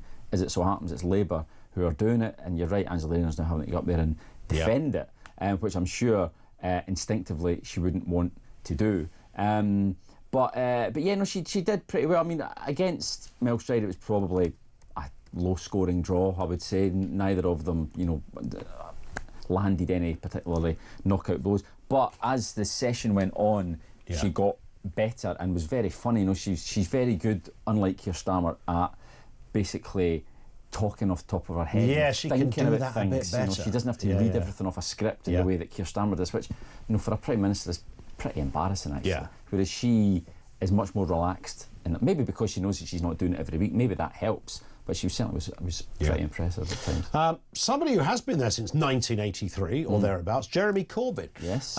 Stalin's grandson, literally stood up. Since the Pope was an altar boy, I think, when he was. I think so. You forget Corbyn is still there. He sits as an independent, of course. But he threw a question in. I assume this was Middle East based. Correct. Yeah, it was about Gaza again. No, criticising Israel for the continued bombardment on Gaza, which is something that isn't getting anywhere near as much publicity and coverage as it was until relatively recently, because of obviously Iran and Israel and Ukraine and Russia still going on. But yeah, he asked about that, you know, calling for the government to condemn what Israel are doing. And again, Angelina, maybe were she still in opposition or still a backbencher, a newly elected backbencher, maybe she would be agreeing with Jeremy Corbyn, but on this she couldn't. Absolutely. It's kind of interesting that he's been there, 42 years? 42 years as an MP. I mean, that is just utterly extraordinary. It is really. He must be very young. Well, certainly in his 30s, because he's in his 70s now, so he'd have been in his 30s. You're relatively young man when he became an MP. He was kind of part of that whole kind of... He was always a sort of shouty, rebellious man, wasn't he? Always sat in the same spot, right up the back. Always in the same spot, We never troubled the front bench in terms of a job. Yes. It was never going to happen. Never, exactly. But then nearly became Prime Minister. I mean, it was so bizarre when all that... And we forget how weird that little era was. It was closer than you think. It was like COVID was weird. Jeremy Corbyn standing for Prime Minister was weird. Yeah, well, a lot of weird things have happened basically in the last 10 years, haven't they? Well, he got a good old chunk of the vote, did better than Starmer in some respects. He did, and, if a few seats, which were quite tight, had gone the other way, just a few thousand votes had gone to Labour instead of Tories in these key seats, then he absolutely could have been Prime Minister. I wonder how that would have panned out in terms of responses to current events. Well, you think about how we would have responded to the Russian invasion of, I dare say it would have been very different. The situation in the Middle East, Israel would have been much more hostile towards Israel, no doubt about that whatsoever, and probably a bit more friendly towards Russia. It would have been remarkable. Really. Wasn't there a TV show called A Very British Coup that was written about this very potential by... what's his name? MP? Chris. Yes. You know what we're talking about. I do know you're Sunderland. Talking about, I'm thinking Sunderland. I'm thinking Chris. And his name, Mullins, because his diaries are very good. He's really good diaries, very good diaries. But it was about that scenario, wasn't it? It was. That if a lefty, almost like accidentally becomes Prime Minister. Exactly, a lefty, someone who is not a typical Prime Minister, and suddenly, as you say, left wing, suddenly the whole foreign policy stance of the UK government is completely different from what it's been for the last 50 years, and that's undoubtedly what would have happened if Corbyn had... Someone's going to contact us and say it wasn't Chris Mullins, it was Alan Bleasdale or something. No, I'm pretty sure it was Chris Mullins. I think it was Chris Mullins. I'm fairly sure it was. Wasn't his seat always the first to be counted? Wasn't it? There was a race to get the first. One of the ones up in Sunderland, isn't it? Yeah, I think so. They're always very quick. Alan Bleasdale wrote GBH. Did you ever see that? Which was kind of like the sort of nod to the Robert Lindsay. It was like kind of based on Militant and Liverpool. Derek Hatton and all that. Yeah, that was great. It was stunning. Absolutely stunning. Let's just talk about your favourite TV shows from years gone by, shall we? There's loads we could throw in. Yeah, absolutely. We could literally fill 3 hours with that. No problem quite at all. Easily. Yeah, if you mention Love Thy Neighbour, you're banned. Let's move to this story. Starmer announces Britain will purchase a new squadron of nuclear-capable fighters. This is as Trump joins the leaders at the NATO summit in The Hague. This is a crock of 12 I don't know if crock is the collective noun for nuclear-capable jets, but 12 F-35A jets that could be armed with American nuclear bombs to match Russia and China's firepower.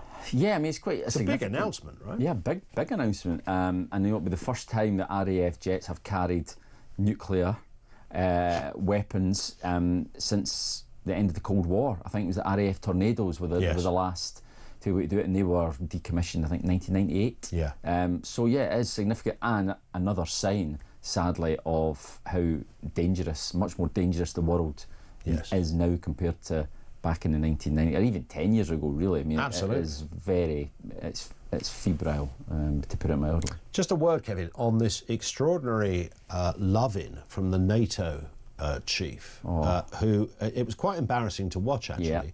I mean, I know there was the bit where he called him daddy. That was creepy. Yeah, it was a bit creepy.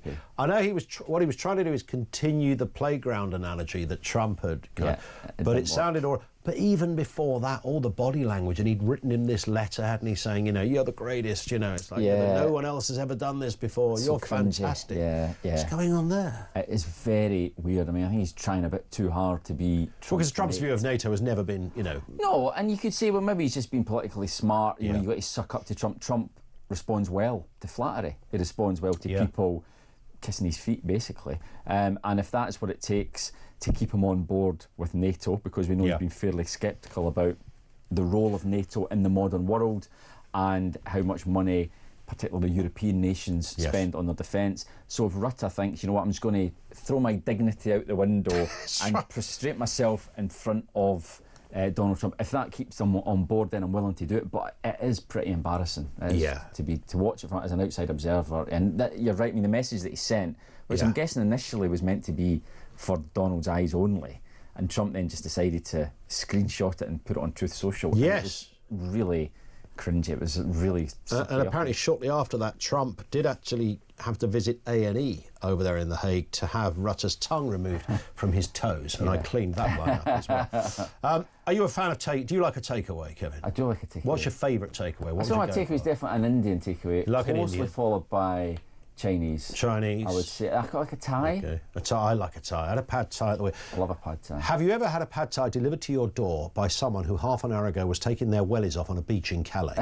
There's the question. Not as far as I know. You never know, though, do you? Not as far Certainly as I know. what's going on at the moment, because we know that migrants staying in, tax-funded asylum hotels have also been moonlighting. Well, in fact, you could almost say, good luck to them. They're not the ones that have sort of broken the law in a weird way. It's the companies. Employers, isn't it, who should be... Because, I know when I start a new job, you have to produce a passport, they go through all the proper procedures to make sure, that you are who you say you are and that you're entitled to be in this country, entitled to work.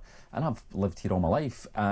So it's a bit bizarre, really, that you have to show your inside leg measurement to have a library card almost. There's bizarre. A lot of data that you're asked for these days, photos. And apparently, obviously, Deliveroo and Just Eat's are going, well, it wasn't us. It was like what we thought were legitimate riders selling their accounts. Okay, fine. But I would say, no, they run the company. Yeah. And if their checks and balances aren't good enough to avoid that very scenario, then fine them. And apparently they're going to come into Parliament. I imagine a select committee is going to get the head honcho. Fine them 10 million quid apiece. They'll get properly roasted. I'm sorry, you're getting fined for this. Yeah. Fined out of your boots. Yeah, no, absolutely. It is. I think that it lies on them. And you think to say, well, one of the big criticisms of the asylum seekers is they come over here, they get great treatment. Not sure that's true, and they sit back on benefits.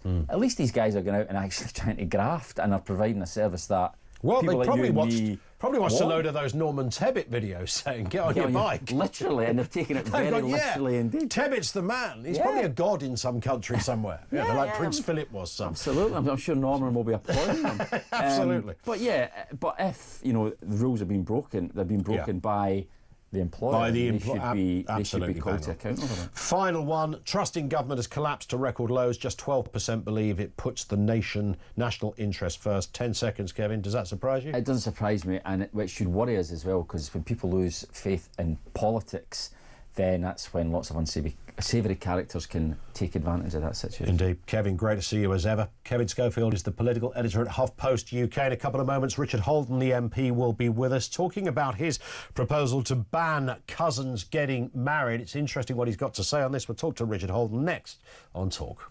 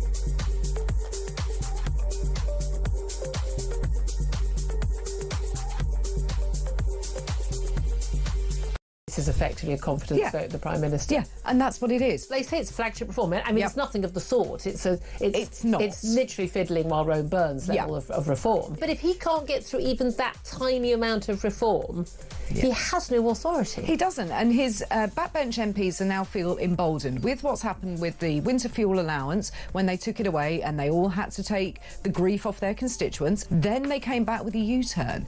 So I think those MPs are saying, well, if it gets really difficult, we know he's going to U-turn anyway, and we've got nothing to lose.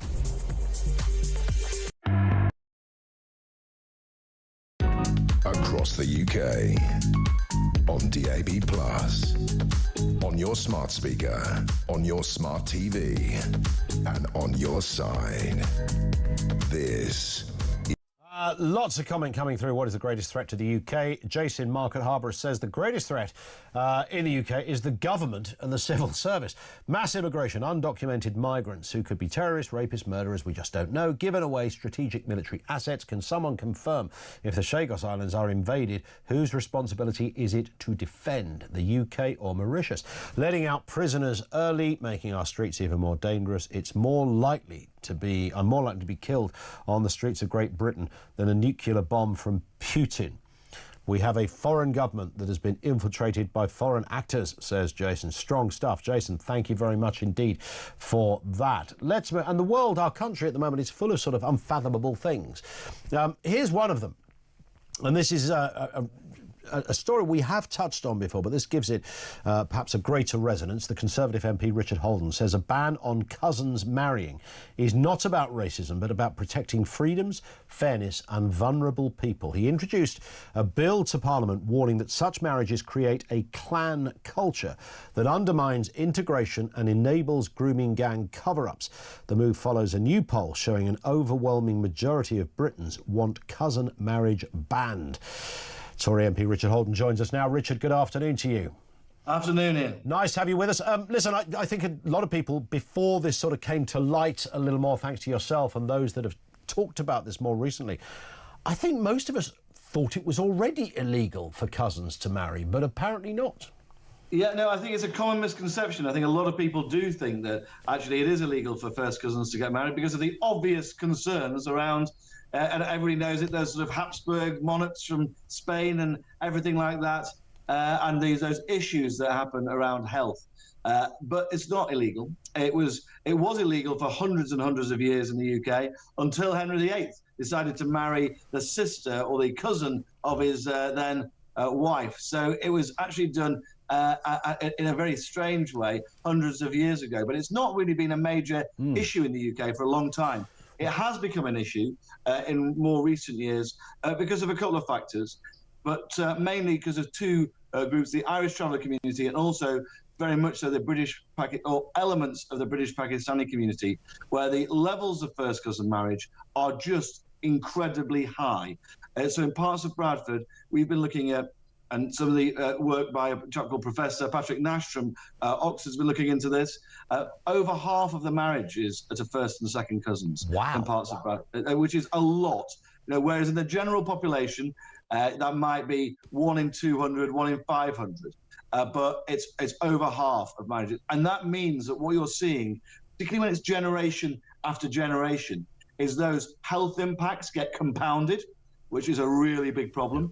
But also, actually, some of the structures that come with that, you know, if you're married to somebody and you share the same set of grandparents, right, and all of your extended family is interlinked, it actually means that you can never really, even if you wanted to, break away from that clan, because actually you'd be totally ostracized from friends and family who are going to be very much all part of one community. Is that part of the thinking, Richard? Is that built in or sort of baked into the idea of second cousin, that it does keep we mentioned that issue that it keeps a clan culture was the phrase. Is that purposely done for that reason? I think it is, and I think it's also done, and we actually had an MP opposing me when I introduced this as a 10-minute rule bill, who said, actually, you know, we want to keep money and power within the family. You know, that was his basic line, and at least he was honest about it, because I think it's not a religious thing; it's a cultural import from this community. And I think it's something that needs to be looked at, and especially when you're seeing, even today, you can't. I just find it very difficult to believe that people would voluntarily enter into generation after generation after generation of first cousin marriages, when in the general population it just is very, very, very rare. So it's quite clear to me that this is linked not just to this as an issue, but also to forced marriages as well, and all sorts of other real concerns that we should have as a country. Absolutely. And what about the health implications of this? Because there are clear dangers as well of cousins marrying. Well, it's quite clear. Even the Born in Bradford study, which is the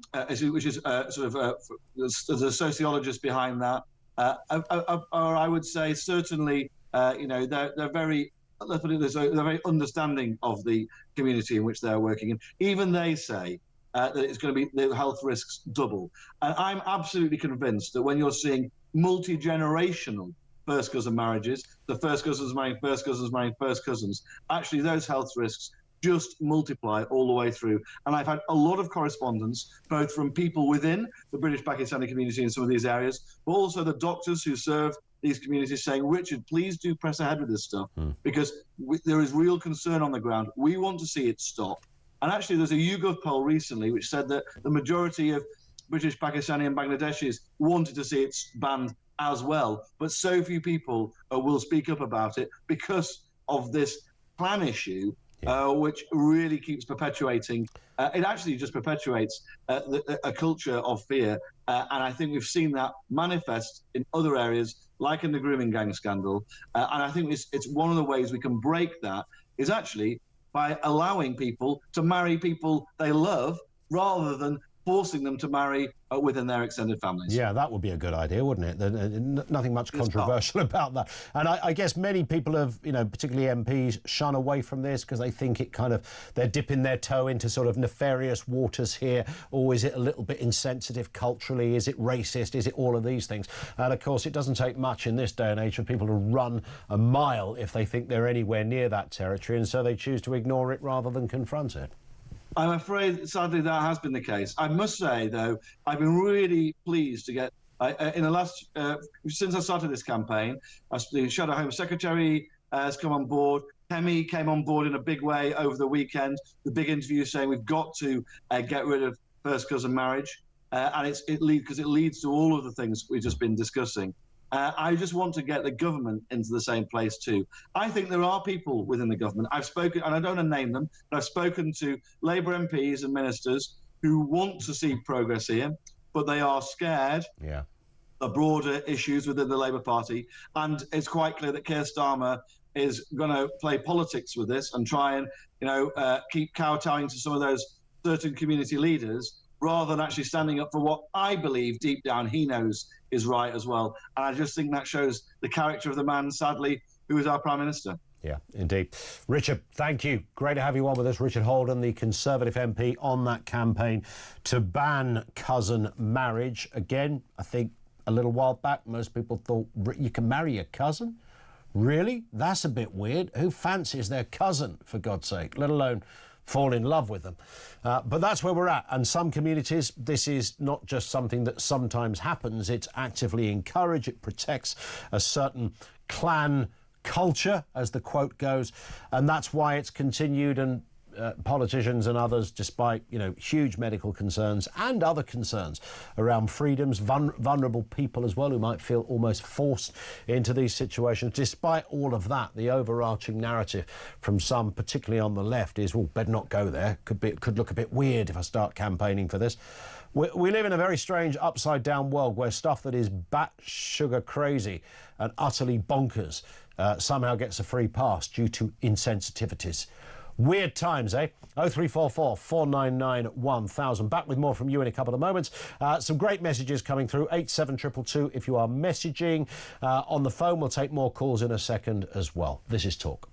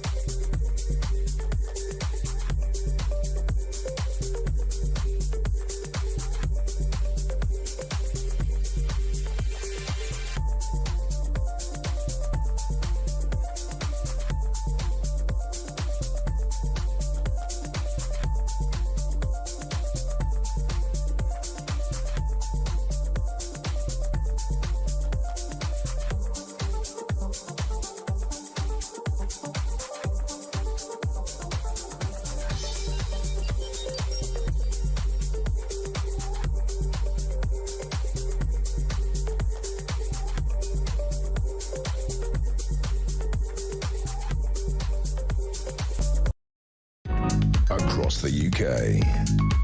On DAB+, on your smart speaker, on your smart TV, and on your side. This is Talk.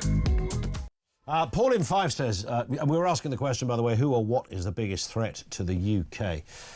Paul says, if this country were ever to be faced with an enemy intent on invasion or simply destroying whatever infrastructure we still have, then it would be the shortest war in history. We're a joke. Our government, a joke. Our armed forces are so mired in woke and DEI that no matter what we have in terms of weaponry, it would make no difference. We can't even stop idiots on e-scooters getting into high-security Air Force bases or repel an army of foreigners floating across the Channel.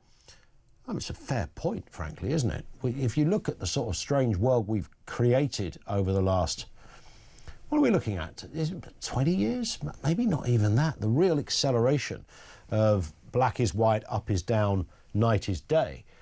That is probably the last decade, I think. So it's really kind of gathered momentum and teeth and put us into this absolutely bizarre place where thinking normal stuff, to put it like that, is a bit strange. Oh my goodness, look at him over there, thinking normal stuff, thinking what most people think. Can't be doing that. And what about, there is something connected to this on this story about cancellation. A new report claiming the publishing industry is hostile to gender-critical views, creating a culture that suppresses free speech and stifles debate. Campaign group Sex Matters says the environment locks people into a narrow mindset where loyalty to ideology outweighs respect for differing opinions. They argue it's not about censoring beliefs, but about protecting freedoms, fairness, and the right to work without fear of discrimination. Let's speak to the author Jenny Lindsay, poet and author of Hounded, Women, Harms and Gender Wars. Listen, Jenny, good afternoon to you. Gary, thanks for having me on. It's a pleasure. We are living in a sort of slightly bonkers place right now, aren't we? Stuff that was never, it wasn't even... In fact, we didn't have to talk about stuff sometimes because it was just obvious that, but you have friends who've got different opinions. We've all got friends that are left-wing or right-wing and some in the middle, blah, blah, blah. Nobody really cared. And then suddenly the world went absolutely mad. Well, I think what's difficult about gender identity ideology versus gender critical thinking is that you're not talking about a difference of belief. You're talking about a difference of reality, fundamentally. In the gender critical world, we believe that women are materially definable, we're important on that basis, and that it's very ordinary for women to retain the language that we need to assert our rights, to talk about the reality of our lives. Whereas if you have gender identity beliefs, the opposite is true, and gender critical beliefs are foundationally something that must be opposed, that must be shut down. Yeah. So that's a very difficult bridge to gap, but it is one that this report has highlighted seriously needs attention. Yep. It seriously needs to be addressed. And our literary institutions, our unions, many writers themselves and activists in festivals and things like that, they simply haven't been doing what they should, which is trying to bridge a gap between 100%. And I suppose what's, without sounding too arty about this, but in the artistic world, the creative world, you would think that would be the one space where this stuff wouldn't happen because, by definition, that it's all about opinion. It's all about diversity of opinion. It's all about, views and books that challenge us. Where the hell would Socrates and Plato be, had they had to adhere to this kind of nonsense? And yet this is almost the epicenter of the problem. Yeah, well, I mean, they did poison Socrates, didn't they? We're not quite at that level yet, but yes, you would think that arts would be a place where these ideas could be explored. However, the arts and academia are also the home where different ideas about gender can also be explored, and that's fine up to a point. But what has been happening in the literary arts and academia, as the report shows, and in particularly in children's publishing, is the presentation of a set of contested ideas that are not shared by the majority of the population, being presented as if they're mandatory. It's very odd being a poet and a writer in this atmosphere, because I do feel that I live in three different worlds There's like the world of the gender identity hounders, and it's a really cruel world where people are watching everything they say. There's also the world of the women who've been hounded in this, who've all found each other and come together, and we can offer each other solace. But there is also this world, which is the reading public, who, quite frankly, when they hear about the stories, you know, what's happened to people like Kathleen Stock or Julie Bindel or myself even, who's not a household name, they're really, really appalled by it and quite frightened.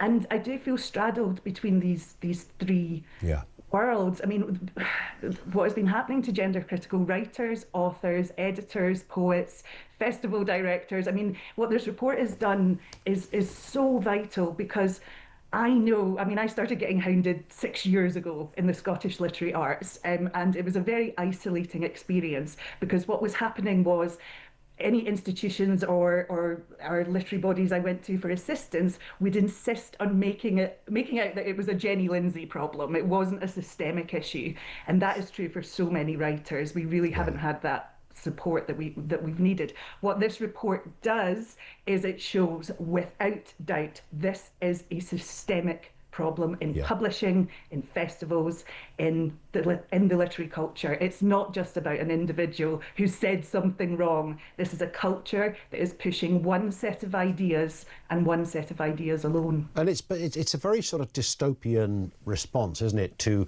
suggest that you're thinking wrongly and you're therefore you're writing and creating wrongly. I mean, who these sort of self-appointed arbiters of this? Again, something that was not controversial or even questionable 20 minutes ago, it seems. You know, suddenly people don't just have an opinion on it; they have opinions that change people's lives or careers, etc. I mean, serious stuff. Yeah, I mean, it's incredibly serious because, as the report shows, so what we're talking about here at the moment, Ian, is the secondary harms of gender identity ideology. So we're talking about the harms to people who speak about them, who I also centre in my book. I focused on what happens to women who speak out against gender identity beliefs. But those are the secondary harms of this ideology, because the primary harms are to the people like young people, who have internalised the ideology and are really struggling. And as Matilda Gosling's report really shows in such stark detail, you know, the link between the types of children's books that are being published and the writers who are then invited into schools, and the writers who are then awarded prizes. As I say, it's pushing gender identity beliefs, which are very incoherent and really confusing for a lot of children and young people. You cannot make a young person paranoid that they're gender non-conforming unless you hammer home what gender conformity is. Correct. And there are a lot of young people who have internalized these ideas and are really struggling. Yeah. And when writers like me bring this up, we're accused of, you know, just doing that for nefarious reasons, but writers like me desperately care about what is happening. And it does, it's pervasive, this thing. My little boy, who's 11, did ask me quite recently, is it right that there are two genders? And obviously they've been learning some stuff at school. And I genuinely, for no other reason than because we're surrounded by this sort of fog of weirdness and misinformation, I found myself pausing for a second, because there's only one answer to that, of course, and of which I eventually said to him, yes, that's correct. And, you know, happy to have the conversation with him about how some people, you know, decide to identify how they like. Couldn't care. That's fine, you know. Nobody is suggesting otherwise. I don't want to be nasty to anybody or horrible to someone. But when the other day I was reading, we're used to reading stuff like Little Britain, for example, would never get made today because of that, which is a darn shame. I saw somebody construct a piece suggesting Victoria Wood would get edited. And I thought, you know, one of our most gifted writers, comedic writers, who was just brilliant. I mean, the idea that the thought police would be coming for Victoria Wood is just bonkers. I mean, this is the sort of strange world we live in. But when you look at some of the issues that don't get discussed, we mentioned Helen Joyce receiving a book advance for her book, £20,000 book advance, Trans When Ideology Meets Reality. We had Helen on the show just earlier this week. It went on to sell 23,000 physical copies in the UK, over 100,000 internationally. Munro Bergdorf, by contrast, who's a trans identified person, received a six-figure sum for her book, Transitional, which sold 3,000 copies. And anyone with half a brain could have said, well, I think one will outsell the other, but that's not the way the publishing world looked at it. It's really funny, actually. I mean, it's not funny. It's very, very sad. But there's a perception difference in this issue that's really quite stark. And for example, the Edinburgh International Book Festival last week announced their programme, and once again, there are no gender-critical feminist writers on at the Edinburgh International Book Festival, which has a theme of repair. Which is hilarious. But there are a lot of gender identity activists such as Juno Dawson, Harry Josephine Giles, and various other people who are known to have hounded and gone after women such as myself. And in discussion on X about this, a sort of popular cultural commentator in Scotland said to the journalist Alex Massey, have you ever considered the fact that these books just don't sell?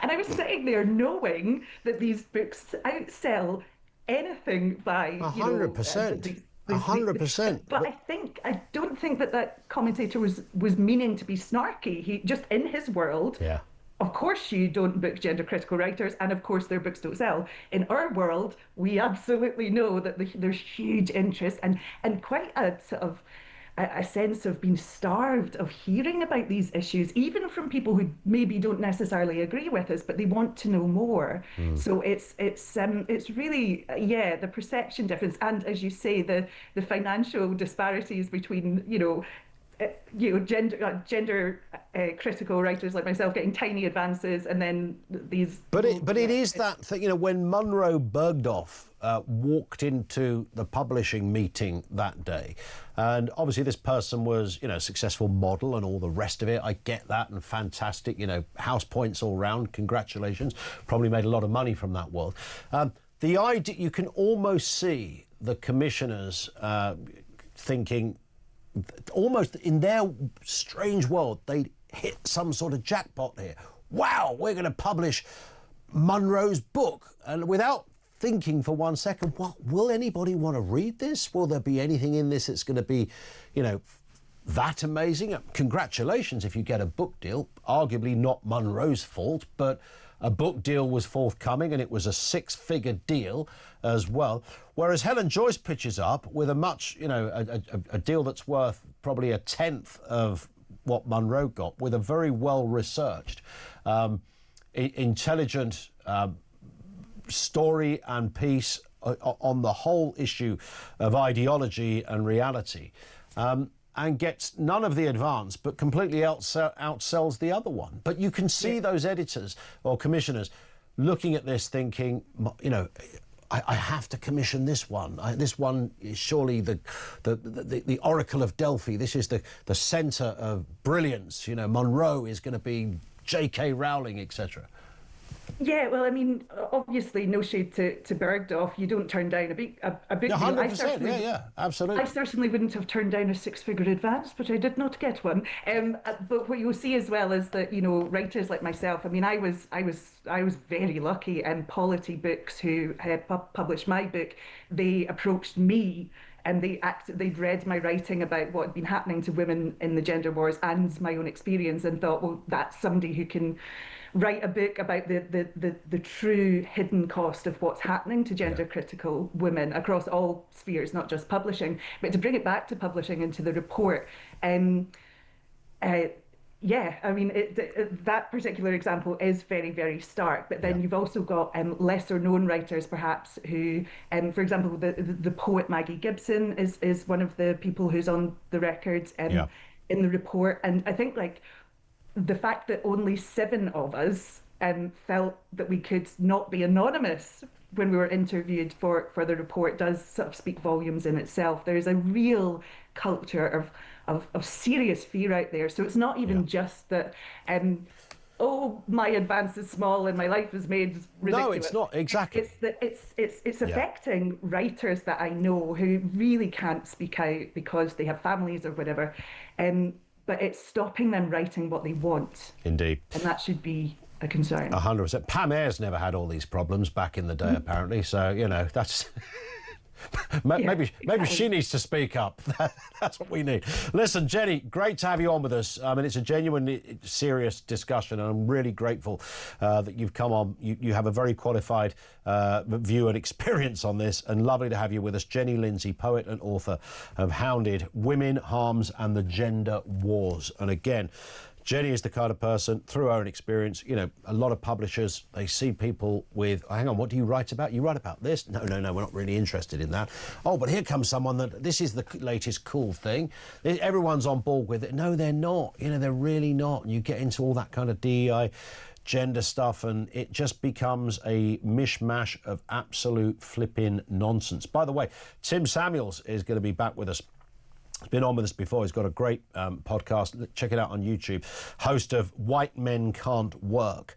And we'll talk to Tim about his next podcast project, but also BBC staff being told they must represent unpalatable and offensive views. Now, Tim worked at the BBC for a long time, so there's a correlation with that story and this one, so he'll be able to shine some light on the kind of do's and don'ts over there at BBC HQ. Details on the way. Everything you need to know, all the breaking news right here on Talk 0344 499 1000.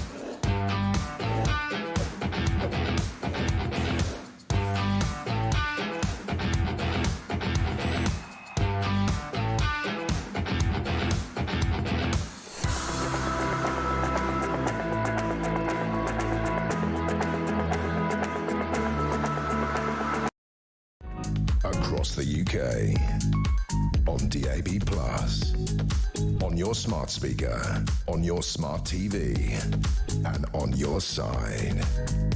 This is Talk. Talk 0344 499 1000. We'll talk to Mark in Lincolnshire in just a second. We have the Voice of Doom. Is this day 10 of the Voice of Doom? It's the mystery voice with the political slant. So you're looking for, when I say a politician, as in MP, past or present, dead or alive. We haven't given any clues on that yet. So this is the voice. It's gone on for 10 days. No one so far has got it right. I think it's tricky. I genuinely think this is quite hard. But somebody out there must know who this is. I can't guarantee that. If you think you know, 87222. Don't phone, just message 87222 if you fancy having a crack at that. Here it is again. I can't guarantee that. And as I seem to say every day, after the headlines at 3 o'clock, hopefully we can bring you the right answer, because someone's got it correct. It's not Michael Howard or John Major or David Cameron, all right? Here it is again. I can't guarantee that. Who's that then? If you think you know, 87222. Let's go back to your calls. Mark is in Lincolnshire. Mark, reference that question. Who or what is the biggest threat to the UK? What are you thinking? I can't guarantee that. I have no idea who the hell that is, by the way. Hi, Ian, mate. Yeah, hi. Biggest threat to the UK? Oh, there's a question. Probably the government, I would think, in my honest opinion. Yeah. I don't believe AI is particularly, if we're careful with it anyway. I don't really know. I mean, I don't think we're a threat from any nation. I don't. So even though there's a lot of nations out there, playing Billy Big Potatoes right now, Russia, China, Iran, even, ultimately you don't think any of that will come to anything? No, not really. I think if anything, if any part of that's going to be playing out in the UK, it's going to be more like terrorism, isn't it? From places like Iran and wherever you that's much more likely. I can't see the Russians suddenly turning up, put it like that. I think that's highly unlikely, Ian. We're not going to wake up one day to a bunch of Russian stormtroopers jumping out of boats at Dover.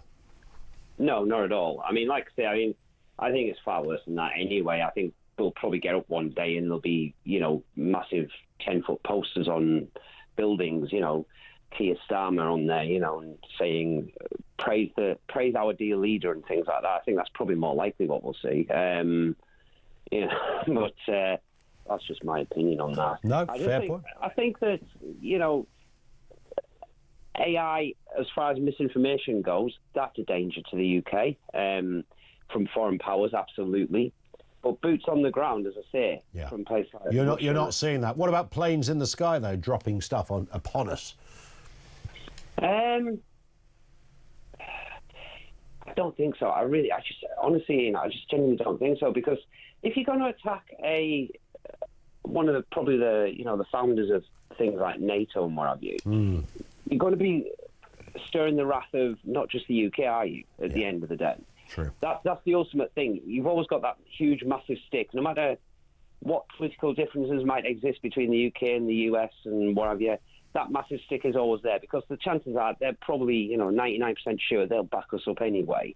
If somebody was to suddenly start bombing us or invading us, I find it very difficult to believe that the Americans wouldn't have our back. Well, you'd like to think so. Although, Mr. Trump has made a lot of noise about people upping their contributions to defence spending and NATO and the like. Listen, Mark, I've got to move because I want to get more voices on before the news. Tarquin is down in London. Tarquin, good afternoon.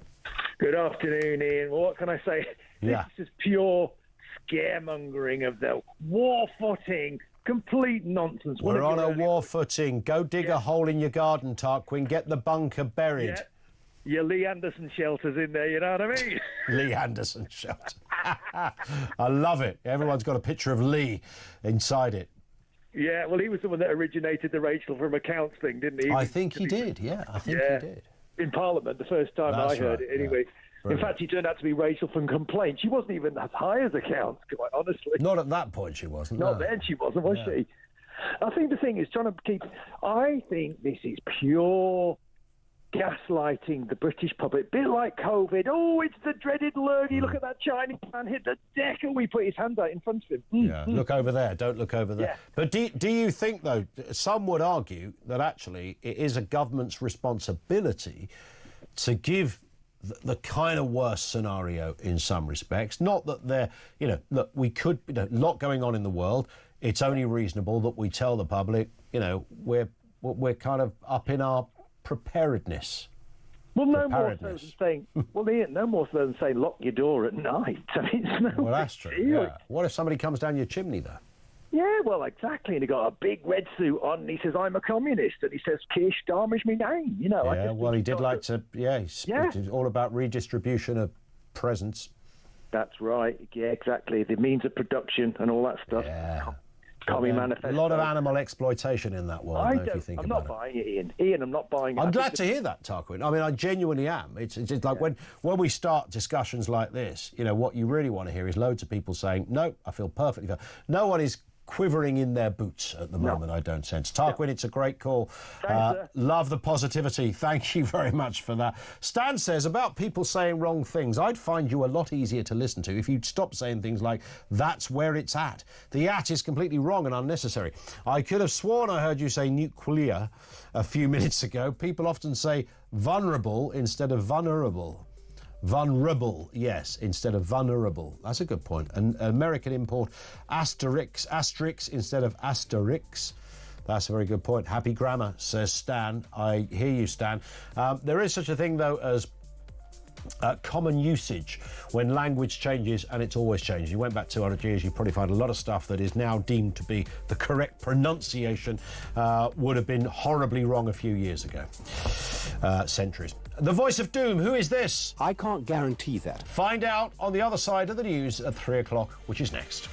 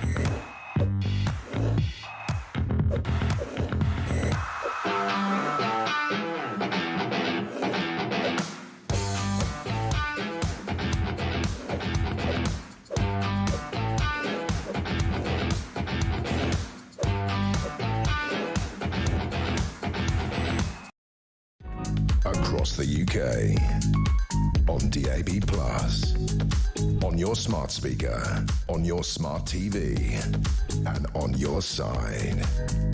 This is Talk.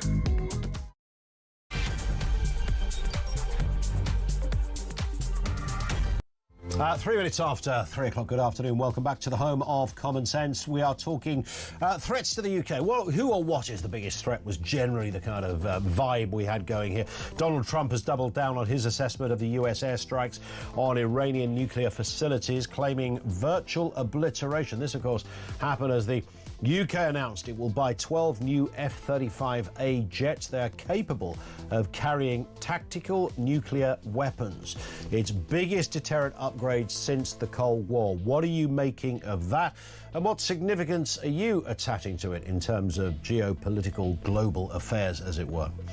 Also this afternoon, BBC staff have been told they need to be willing to reflect minority and even offensive views under new guidelines aimed at ensuring impartiality and encouraging open debate. If you need to tell a journalist that, they shouldn't be a journalist. If a journalist is scared of some hurty words, they shouldn't be a journalist. If a journalist shies away from a story because they think it might offend someone, they shouldn't be a journalist. And I tell you what, they're crammed full over there at the BBC with this kind of problem. There are good journalists, of course there are, but there are some real problem areas. Details to come. Tim Samuels joins us to talk about that later. And a new bill named after Lucy Connolly, the mum jailed for a tweet about Southport, has been brought to Parliament to help stop harsh sentences and let people challenge what they deem unfair punishments. We'll talk to Richard Tice on this in just a couple of moments. Everything you need to know, all the breaking news right here on Talk. 0344 499 1000. Before we go any further, the voice of doom. This is the political mystery voice. This is the voice we played you. I can't guarantee that. Oh, that was a kind of remix version. Let's hear it again, eh? I can't guarantee that. There it is. Who is that was the basic question. Who is that person? These were some of the guesses. Douglas J, Gerald Kaufman, no. There's a little bit of Kaufman in there. He was a little more sinister, though, I think. Giles Brandreth, no. Gerald Howarth, no. I think, did we have Gerald Howarth on the show yesterday? I think we did, didn't we? John Knott, no. Norman Lamont, no. Sir Gerald Nabarro, no. Alan Clark, no. Jonathan Aitken, it is not. Clement Freud, no. Rory Stewart, John Knott, no. We have not got a correct answer. It rolls over till tomorrow. It's back, 3:45, the voice of doom. Here's the voice again. I can't guarantee that. 3:45 tomorrow on the programme, day 11 for the voice of doom. Now, Reform UK MP Richard Tice is calling for a new backstop against overly harsh sentences to prevent more people like Lucy Connolly, the mum, jailed for a tweet about Southport, being sent to prison.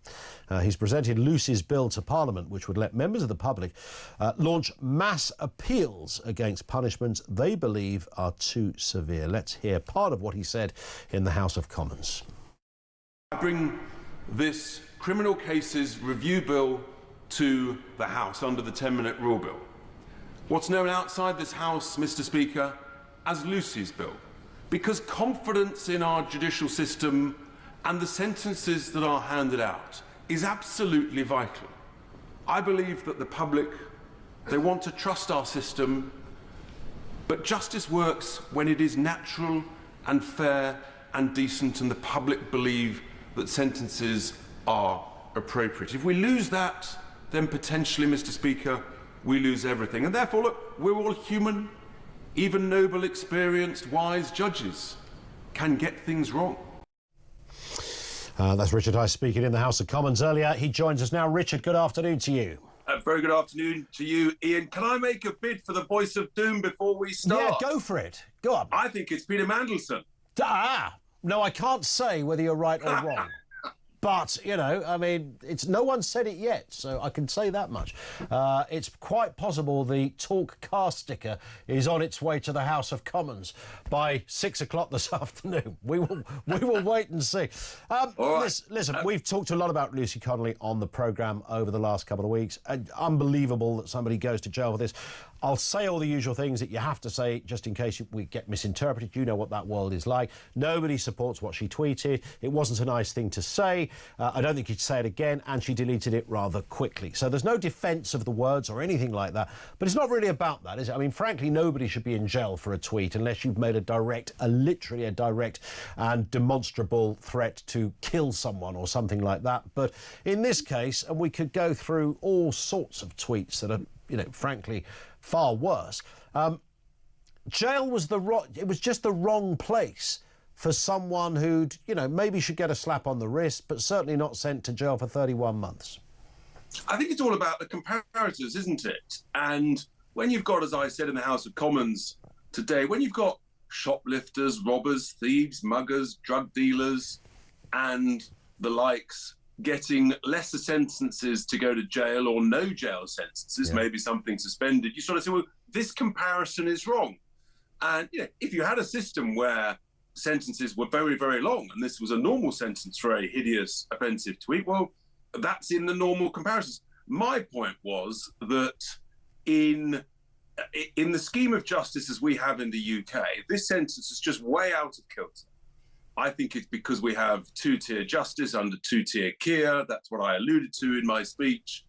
And what my Lucy's bill does is to provide a mechanism for, I've said, 500 members of the public to sign a petition where you think a sentence is possibly too lenient or indeed too harsh, in which case you're basically asking the Criminal Cases Review Commission to re-look at it. Okay, so it's not relitigating the case itself, the judgment that's been reached by a jury or a judge. It's really just saying, look, this is a safeguarding treble check to whether or not the judge has got it right, and asking this review commission to look at it again within an 8-week period. If they think it's fine, fine. But if they think that actually it merits a review, then they send it back to the Court of Appeal to relook only at the sentence, not to relook at the original case itself. And I just think it therefore gives an extra sense of public trust in the system, where we should never underestimate. I always respect the gut instinct and common sense of the British people, and I think in this particular case, millions of fellow citizens believe that the judge has got this one not only wrong, but badly wrong. It's not a case of a month or two; it's a case of years wrong. Yes, I mean, it beggars belief. The only area I keep coming back to, Richard, and I don't say this as a defence of the system, because it certainly isn't, but there is a belief that had this happened before the Southport riots, then she wouldn't have gone to jail. And during that time, whether you were on the ground lobbing bricks or standing there chanting unsavoury words or writing stuff on social media, the backdrop was the reason why these accelerated, out-of-kilter sentences happened. There is precedent for this. I've mentioned this before. Nicholas Robinson, back in 2011, got 6 months for stealing bottled water from Lidl during the London riots. And the argument then was, look, that's what happens during riots. They give you both barrels. Now, that's not a justification, but is it an explanation? Oh, I think it's without question. It is the explanation.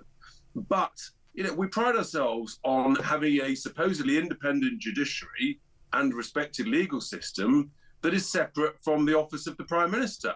But if you have a Prime Minister that basically hands down an instruction to the supposed independent judiciary, you will hand out the harshest sentences in any relation to a bad event that occurs, in this case, the Southport horror and subsequent very bad behaviour and rioting. The Prime Minister essentially, he breached everything that he supposedly stands for, which is the separate rule of law. And he ordered the judges to be very harsh, and the judges obeyed his order. And judges would say that they would never listen to a politician. Of course, but I think you've just proven the point, that if this absurdly offensive tweet had been done a week before the Southport horror, then everyone would have said, what on earth are you doing? Have you had a bad day or something? Just lay off the social media or something like that. So I think that's the point. And that's why I think having a safeguard mechanism is appropriate. Now, I'm perfectly delighted to have a discussion with anybody that says, come on, Richard, 500 signatories, it's too few, it might be abused. Maybe it should be 1,000 or 5,000. Fine, let's have that discussion and debate. And say, well, broadly, what's the number? What I don't think is acceptable is just to say, well, that's how we've always done it, we can never improve, and tough.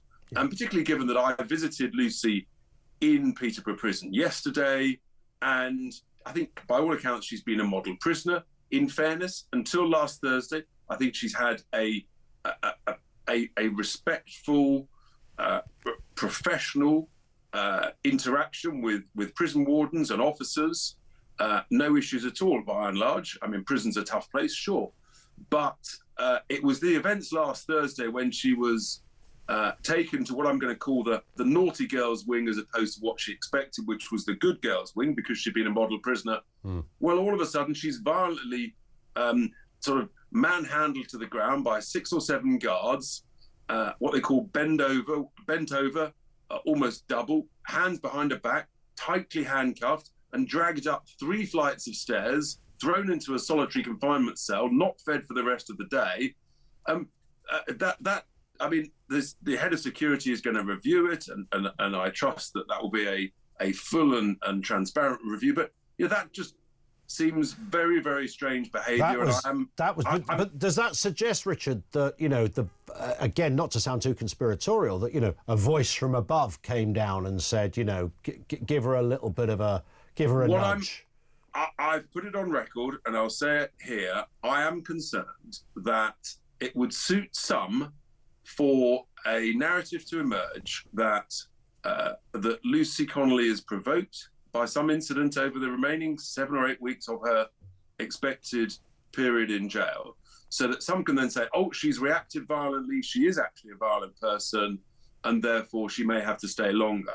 Or I'm also concerned, given that she's now in a wing where there are significant drugs, that's, I don't think, revealing any great secrets.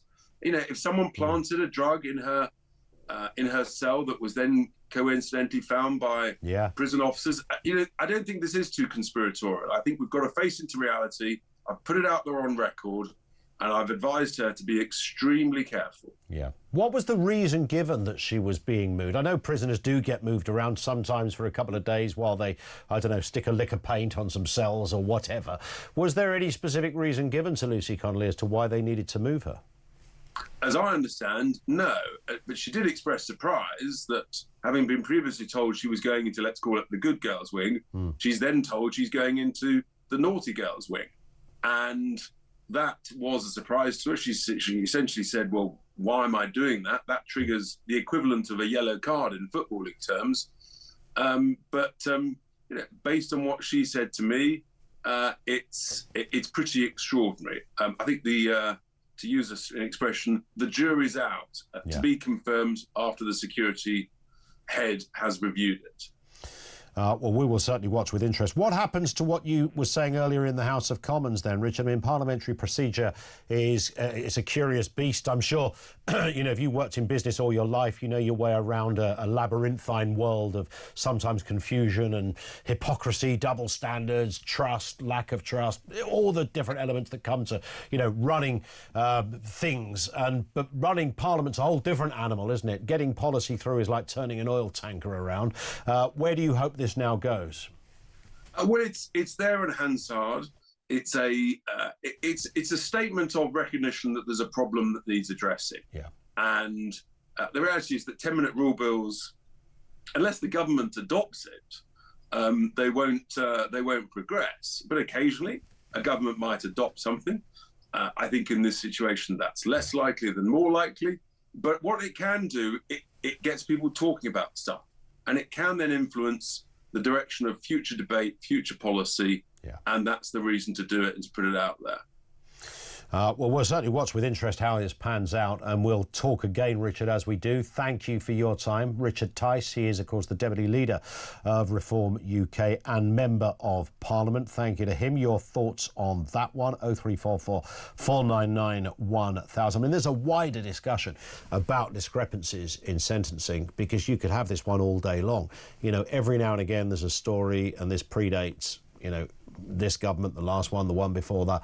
There's always been those stories, you know, somebody ended up getting a year in jail for something ridiculously minor.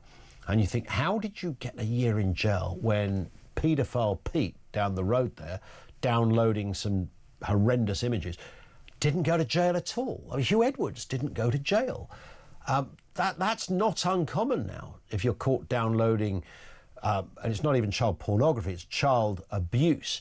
If you're caught downloading it, you tend not to go to jail. You'd have to be the kind of kingpin or, you know, some distributor en masse before you'd even be considered that. I mean, every day, if you were to Google it now and look up that somewhere near you, in probably a magistrate's court, by the way, not even a Crown Court, somebody was in court for downloading child sex abuse images, and they didn't go to jail. You'll find that's happening, I'm even tempted to say, you know, multiple times a day.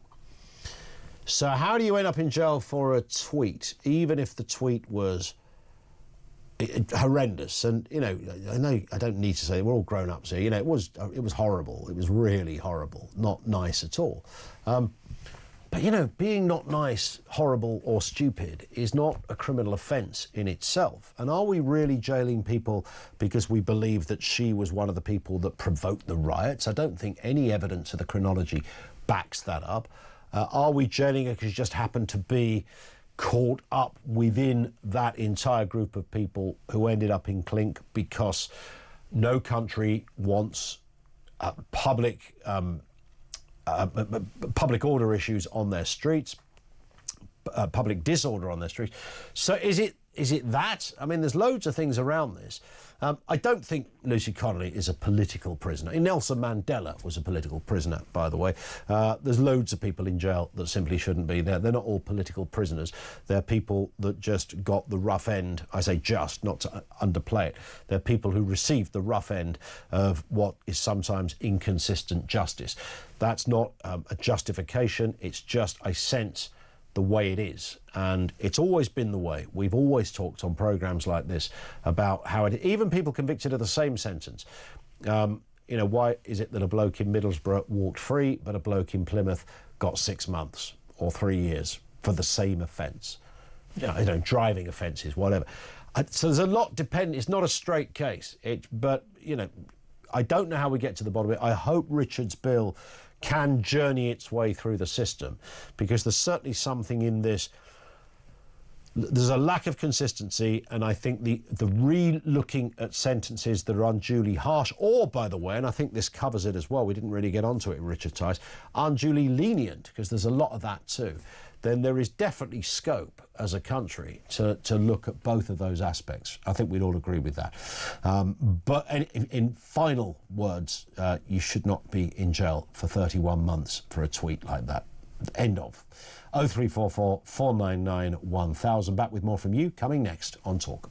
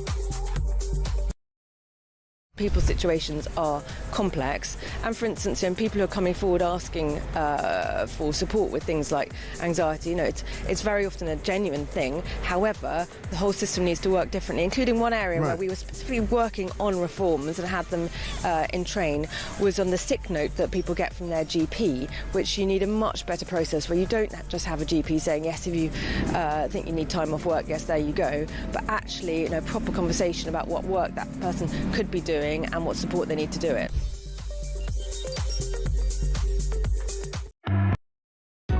Across the UK, on DAB+, on your smart speaker, on your smart TV, and on your side. This is Talk. It is Talk, 0344 499 1000. Jeff says it's disgusting that Lucy Connolly is being treated worse than the Pakistani rape gangs. Her tweet was what most parents thought at that moment in time. Her only error putting it online. This was two-tier Keir at his pathetic worst. She needs to be released immediately. I have to say the bit that I part company with Richard Tice, this predates Keir Starmer. There's not a cat in hell's chance that he is responsible for Lucy Connolly being in jail. There is a judge I would blame first, Jeff, That's the person. That judge had the authority to not jail someone. He's got no allegiance to Keir Starmer. He's probably some old landowning Tory anyway. So, but I can see the look. It's a terrible, terrible look. And I think what she posted, I don't think what she posted was what most parents were thinking, set fire to a hotel with lots of people in it. I don't believe that. But I do believe that people can tweet and say things in the moment that they regret, and really aggressive things. And if you look at social media, I mean, look at the stuff that's left up there unchecked that doesn't quite break, well, it might break laws. I mean, you know, I was looking at something yesterday, and just the kind of way people speak on social media, you cannot ever, I think it's a lost cause to tell people that you need to be as responsible as the person that publishes the Daily Telegraph. You've got to adhere to the same laws, you've got to adhere to the same rules and regulations of libel, defamation. You've got to be double-sourced, triple-sourced in your story. That ship has sailed. You're never going to convince Bob in Arbroath that he's got to do his checks and balances and then take a step back before he presses send or post. No, that's just not going to happen. People will write stuff. It's the very place they go to write stuff they wouldn't say out loud.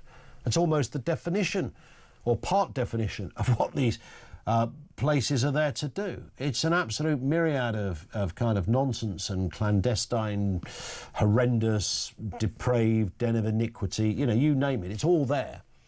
But it's got like some really good uses and it can be fun. We get that, hence the confusion. 0344 499 1000. Let's go to, we go to Matt in Cheshire? I think we go to Matt. He's just dropped off. Let's do this one from Persona Non Grata. Afternoon, Ian. Love the show. A drug dealer in my area was caught for a second time last year whilst awaiting trial for the first offence almost 2 years later. I don't recall the full sentencing, but he was given approximately 42 months last December. He'll be out again around October time after only serving 10 months. Two-tier Keir needs to be held account and impeached, or whatever it is we British do, which probably won't amount to a hill of beans. Well, again, the judiciary know they're going to go in hard during a riot. I come back to the example I gave. It doesn't defend anything, but it does explain it. Nicholson, the fella in 2011 that was jailed for 6 months for nicking bottled water out of Lidl during the London riots. I mean, was that two-tier Cameron at the time? We didn't say that at the time. And there were others as well who probably shouldn't have gone to jail. Did bad stuff, you know, not good look and all the rest of it. Thank you very much, Person Non Grata, for that. Matt's back in Cheshire. What have you got for us, Matt? Good afternoon. Hi, good afternoon, Ian. Hi. It was just about your interview with the author earlier on. Yes. I'm like an amateur writer stroke book collector. Mm-hmm. And during lockdown, I had been on the Facebook pages of most prominent British publishers, i.e. Penguin, HarperCollins, etc. Yep. Just for sort of updates on output of what's new. And there was a distinct and, if not purposeful, overnight, well, maybe over a week change of the amount of output and the type of output that was seen on those pages. Interesting. It went from Jack Kerouac, Hunter S. Thompson, George Orwell, Kurt Vonnegut, to trans ideology, Stonewall, black African authors, to the point where you would hardly ever see a white Western male, gigantic, world-renowned author from the last 100 years ever even advertised. What do you think they were doing, these publishers? Do you think they were... Were they, I suppose there's 2 points to this, were they, Matt, trying to advance a narrative because they thought it was, you know, we've got to spread the word, or were they adhering to what they thought was cool?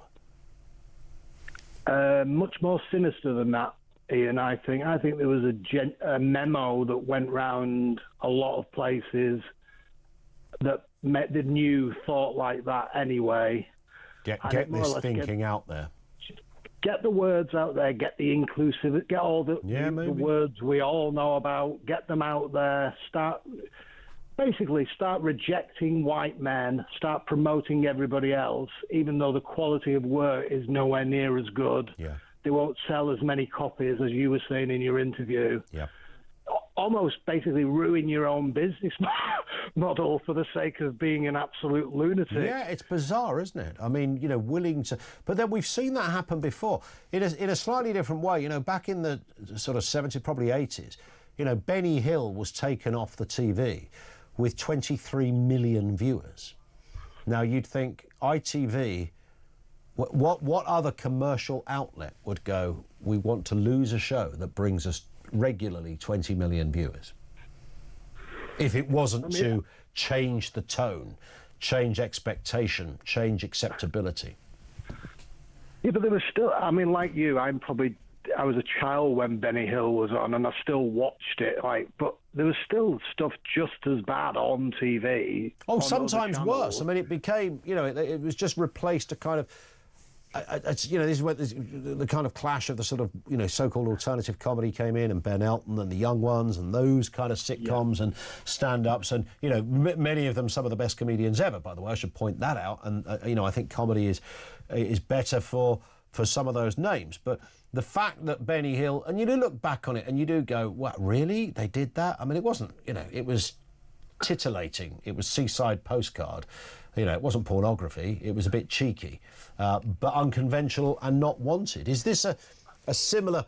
The point, Matt, is that you talk about the, you know, getting a new narrative out there. Is that was probably going on then? Is that what this is, or was, with some of these book titles that no one was ever going to read or buy?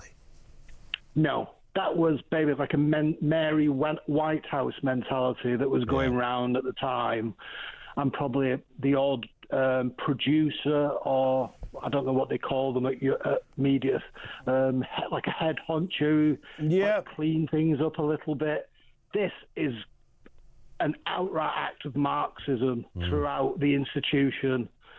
And well, they absolutely... We're going to talk, funny enough, in just a moment on that issue of, you know, BBC staff being told to be a bit more open to... you know, to different views and the like. We're going to talk to Tim Samuels, who I think spent about 20-odd years at the BBC on this. And I remember my very short stint at the BBC, Matt, that certainly diversity was almost... You know, there were people that worked there whose daily obsession was it was nothing to do with output, nothing to do with providing news. They were obsessed that the meeting room looked like it represented everyone on planet Earth. And it was a bizarre mentality. Really bizarre, to the point that some people had you rehearsing names so that you didn't get them wrong in case you offended someone. Matt's disappeared on that, but maybe I just discussed, maybe Matt's gone woke. As soon as I mentioned the BBC and diversity meetings, he'd had enough. We did lose... That actually happened, by the way, going around a table pronouncing surnames and everybody giving it a go. Right, your turn, Ian. You pronounce this name. And I remember one person going, it's very important we get this right. This was like a, you know, work experience person coming in. And obviously you don't want to call somebody thingy. And it wasn't like their name was particularly, because it was a foreign sound, it wasn't particularly complicated, by the way. It was quite easy to do. And made slightly more embarrassing that I actually knew the person anyway, so I had no problem pronouncing that. I think I got a house point. I think the person that suggested this rehearsal looked at me and thought, well done, Ian, yeah, you're one of us, you're part of this. And of course it can be lazy, and I know there are frustrations if you've got a complicated name, but you could apply that. You know, we used to have a journalist here called Alex Stavanovich, and poor old Alex, who oddly I worked at the BBC with as well. I mean, his name got pronounced 78,000 different ways. At that meeting, at the same meeting, no one ever asked for a rehearsal of his name. Isn't that weird? 0344 499 1000. We'll talk to Tim Samuels next on Talk.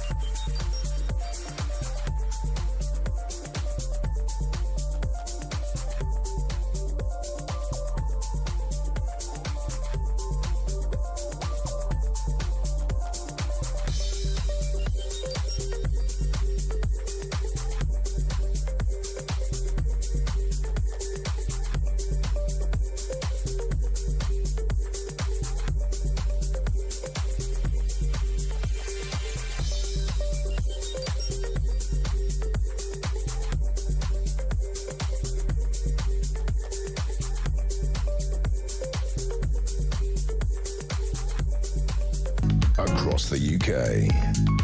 On DAB+, on your smart speaker, on your smart TV, and on your side.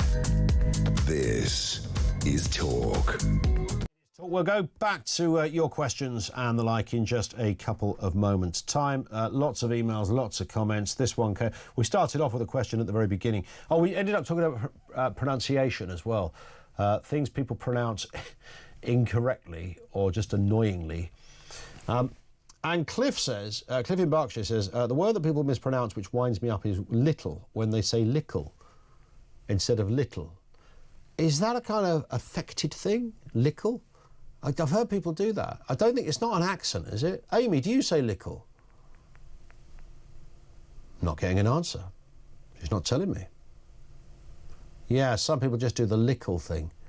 It's just a lickle one. Isn't that someone doing a kind of mock kids? I don't know, but I've heard it as well, Cliff. It's very annoying. Or people who put the wrong emphasis onto words is another very annoying one. We once did a phone-in late at night because we used to do this kind of, you know, the sort of more inane stuff, but always really quite amusing and fun, anecdotal stories of things. And a guy rang us up who'd finished, split with his girlfriend because of the way she pronounced the term bin bags, like bin bags that you put the rubbish out. And she put the onus or the emphasis bin bags rather than bin bags. And they'd had this row over this.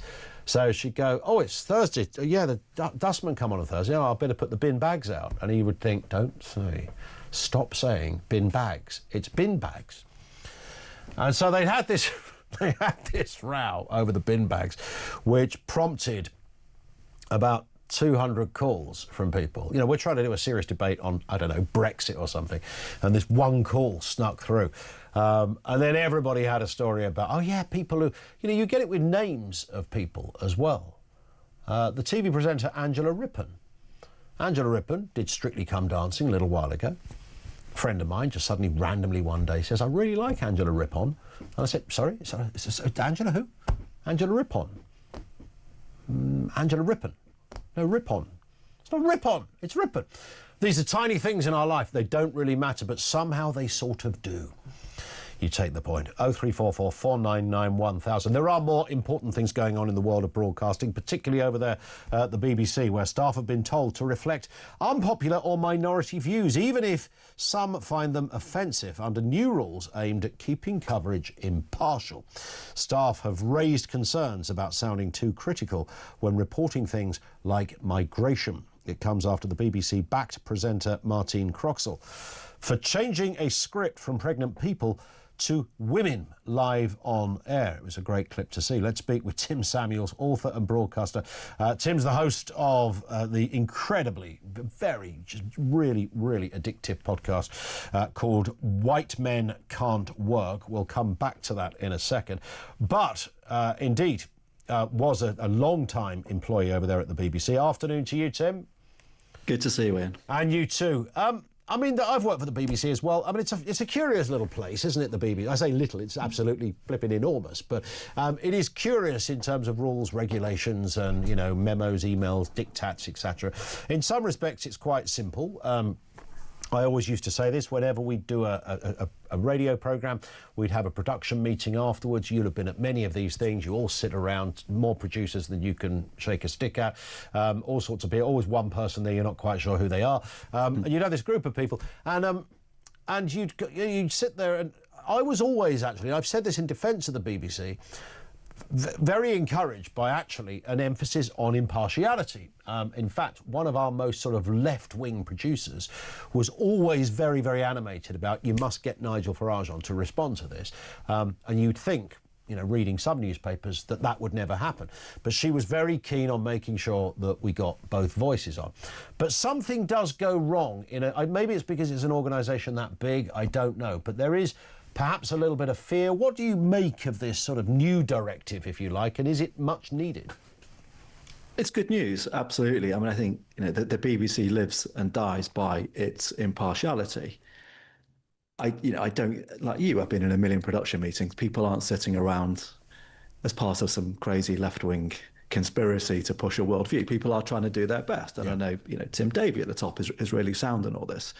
But in any big organisation, whether it's the civil service, whether it's right-wing media, whether it's the government, you get groupthink. And of course, the kind of nature of groupthink is that when you're part of it, you can't see that. And I think there's a combination at the moment of sort of generic groupthink where, people consume the same media. The Guardian is very popular amongst BBC staff. I think when I was there, if you read The Spectator, it was seen as slightly pornographic, seen as something for the top shelf. So there's that element of groupthink, and that leads to blind spots. But I think what's also changed is the BBC is in this precarious position with the licence fee, and it desperately doesn't want to cause offence to people. But people nowadays are incredibly wired to feel offended. With that, the sort of bar of feeling offended is so low these days, particularly with social media. And as a result of that, I think you end up with this sort of desire not to cause offence, to keep everyone happy, a sort of slight groupthink. And from that, I do think over the years that, that despite people's best efforts, there have been some blind spots. Yeah, and I always thought that there was sometimes the BBC were guilty of omission rather than what they'd said. It's what they didn't say, or perhaps a voice that didn't get, other than notwithstanding the example I just gave of the left-wing producer. But generally speaking, when people criticise the BBC, it's because they didn't hear a voice that represented what they think. Yeah, and they've tried hard to do that. They've pushed out to Salford and places. Question Time goes on the road. But, I still think it goes back to when you have commissioners who all kind of come from a sort of fairly similar backgrounds, it just, and people are consuming the same media, you do just get this kind of pervasive view that takes root. And, sometimes when you're pitching ideas which don't fall into that, they don't land well. The series I'm doing at the moment, which, thank you for your kind words, White Men Can't Work, which is looking at sort of the largely untold impact that DEI is having, that the diversity programs and companies are having on men, why they're backfiring, how they've become a sort of huge cost, but actually turning out to be counterproductive. I don't think the BBC would commission that at the moment. I think it's probably which is odd, seen as that to me would seem like exactly what the BBC, if they want to change perhaps some of the thinking that is around them, and some of the criticism, and some of it might be misplaced, I get that, but if they really wanted to fundamentally make an effort, it would be, at least BBC Sounds should be picking up your podcast and saying, well, let's get it on there for a start. Yeah, I mean, very welcome to give me a call after, worked for them on and off for years, and, until quite recently. But I do just think everyone's so scared these days, across, because of social media, because of identity politics. No one wants to stand on a landmine. It can ruin your career, which is kind of what I get to in this series. I think people are more risk averse than they were. And I think budget cuts have also had an impact. When I was at somewhere like Newsnight, there were some really maverick producers there who were left-wing, were right-wing. The commissioners at News and Current Affairs were fearless. And I think what's happened as well is, someone like Newsnight, because of budget cuts, has shrunk down. It's, essentially a debate show now. And you've lost these pools of mavericks, of very strong characters who were willing to go against the grain. I did a series called The Polls Are Coming years ago, looking at immigration to Peterborough, and that was quite risky at the time. And it was something called the White Season. I think it would be hard to see. I'd love to see it commissioned these days, but I think it would be hard to, because there was a very sort of strong commissioner at the time. Yeah, and that's what you need, isn't it? People, and perhaps it's that, maybe rather than guilty of overt bias, it's more about playing it safe, or what they consider to be playing it safe. And I definitely think, and your podcast series, White Men Can't Work kind of goes into this place, doesn't it? Really, really rather well, and it's quite harrowing and it's disturbing to see this. But I genuinely believe, a friend of mine who works for a big company, they were talking about, I know this is sort of friend of a friend story, but, somebody that works in a very senior level at another big company said, we just would not employ a white bloke these days. It just would not happen. And she said it in confidence that, if somebody walks through the door, we have an understanding that we have to make the place look as diverse as possible. We need more women. And she said, well, but you're kind of over 50% women. That box is, yeah, we've done that bit. But we need more women of colour. We need more people of different religions, people who look different, almost look different. But she couldn't back up why that was. There was a sort of an innate sense, Tim, that this was the brief they should follow. Nobody had really specifically told them that. And even she didn't know why. And that's kind of what this is really all about, isn't it? It's this curious... Yes, and I think it's... I guess what I'm... I've heard those stories. A guy came up to me at the weekend who'd seen the show on YouTube and said, I was on a call and 10 minutes into the call, it was an agent said, I've given you 10 minutes because I like you, but you're a white guy and I'm sorry I can't pitch stuff on your behalf. Wow. This stuff is out there, but to question it and to say, not question it from a point of bigotry, saying, let's get rid of all the kind of progress that's been made, but to question it from a point of view like it's unfair, it's unjust. Yeah. But it also doesn't work. When as we've discussed, when you crunch the data, and Harvard scientists have done this, the schemes are counterproductive against women and minorities because you're essentially screaming racist at white men and people don't respond well to that. And it also, from what I've been hearing, demeans the genuine achievements of women and people of colour who've got to the top, who now feel that people are looking at them and saying, well, we know why you got there. And it undermines their credit. So, from my point of view, journalistically, this is a very valid subject to investigate. When $14 billion a year has been spent on something and it isn't working, yeah, I'd say that's journalistically valid. 100%. 100%. Tell us about the latest episode of White Men Can't Work, Tim. So we're looking at some quite shocking stuff that's been going on with trainee clinical psychologists who are being funded by the NHS, our next generation of therapists. Positions don't become much more important than that. And we've had a guy on there who's essentially been a whistleblower and said that during the 3 years he was on that course, men's mental health barely got a look in. It just wasn't taken seriously. Whereas time was set aside for things like whiteness training. And during that training, you're told that whiteness is this invisible political construct which has been designed to oppress people with state support. The word eugenics was mentioned twice in the course, which, as we know, is this kind of selective breeding program that Hitler was rather fond of.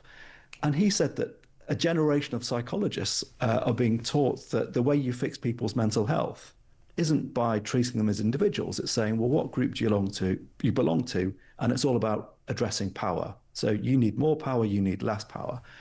And he just said that, this wasn't fit for purpose, and that men's mental health is really being sidelined at a time when we know it's in crisis.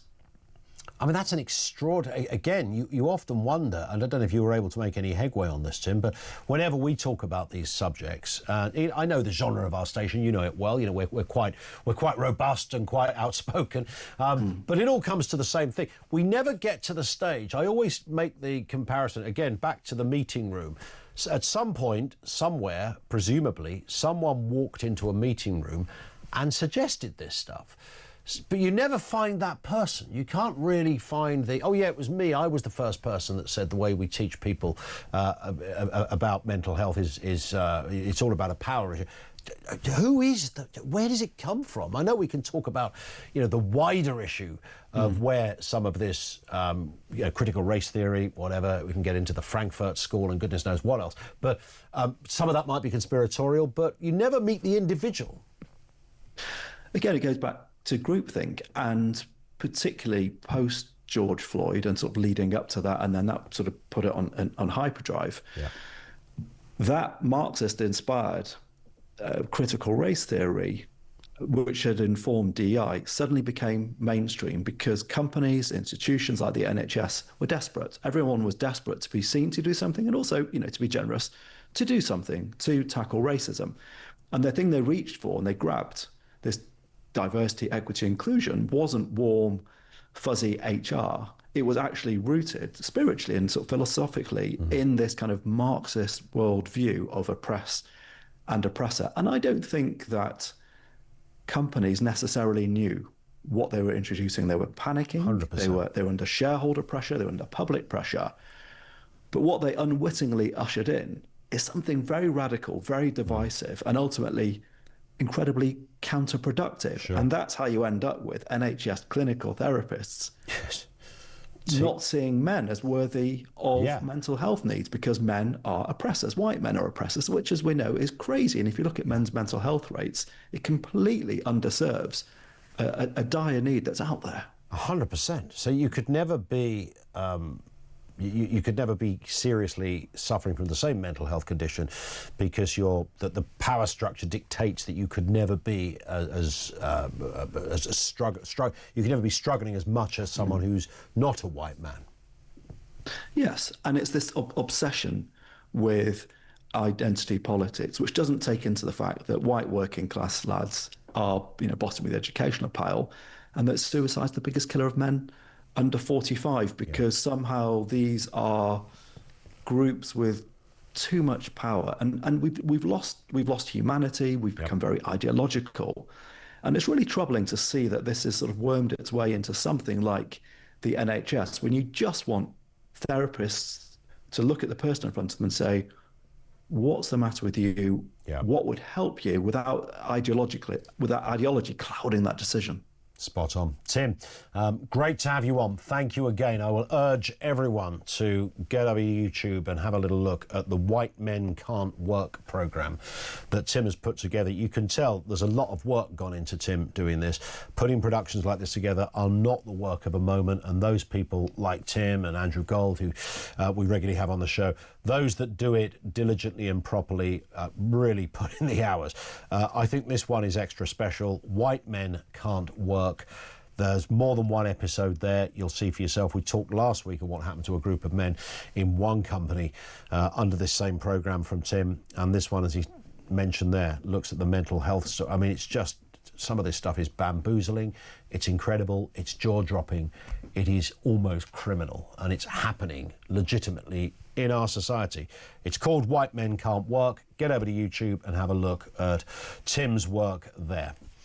Lots to get through. Jeremy Carr's going to be here after the news at 4, by the way. We'll chat to Jezza before then and find out exactly what's going on.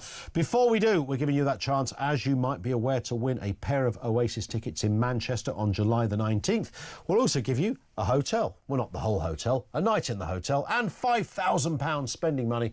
Here's everything you need to know. Alright, kid, you have to be over 18 to enter in the UK, excluding Northern Ireland. For a chance to win a pair of tickets to the most electrifying rock and roll reunion of the century, a hotel stay and £5,000 spending money, all you got to do is text the word WIN to 83338 by Monday the 7th of July at 11 p.m. and you'll be entered into the draw to go supersonic this summer. Sorted. Right, here's all the legal stuff. Text costs £2 plus one standard network rate message. You've got to have the bill payer's permission or post your name and number to Oasis Prize Draw, PO Box 3190, Colchester, CO2 8GP, to arrive by 5 p.m. on the 10th of July. This is a TalkSport limited promotion run on TalkSport, Talk and Virgin Radio UK stations. Full T's and C's at talksport.com.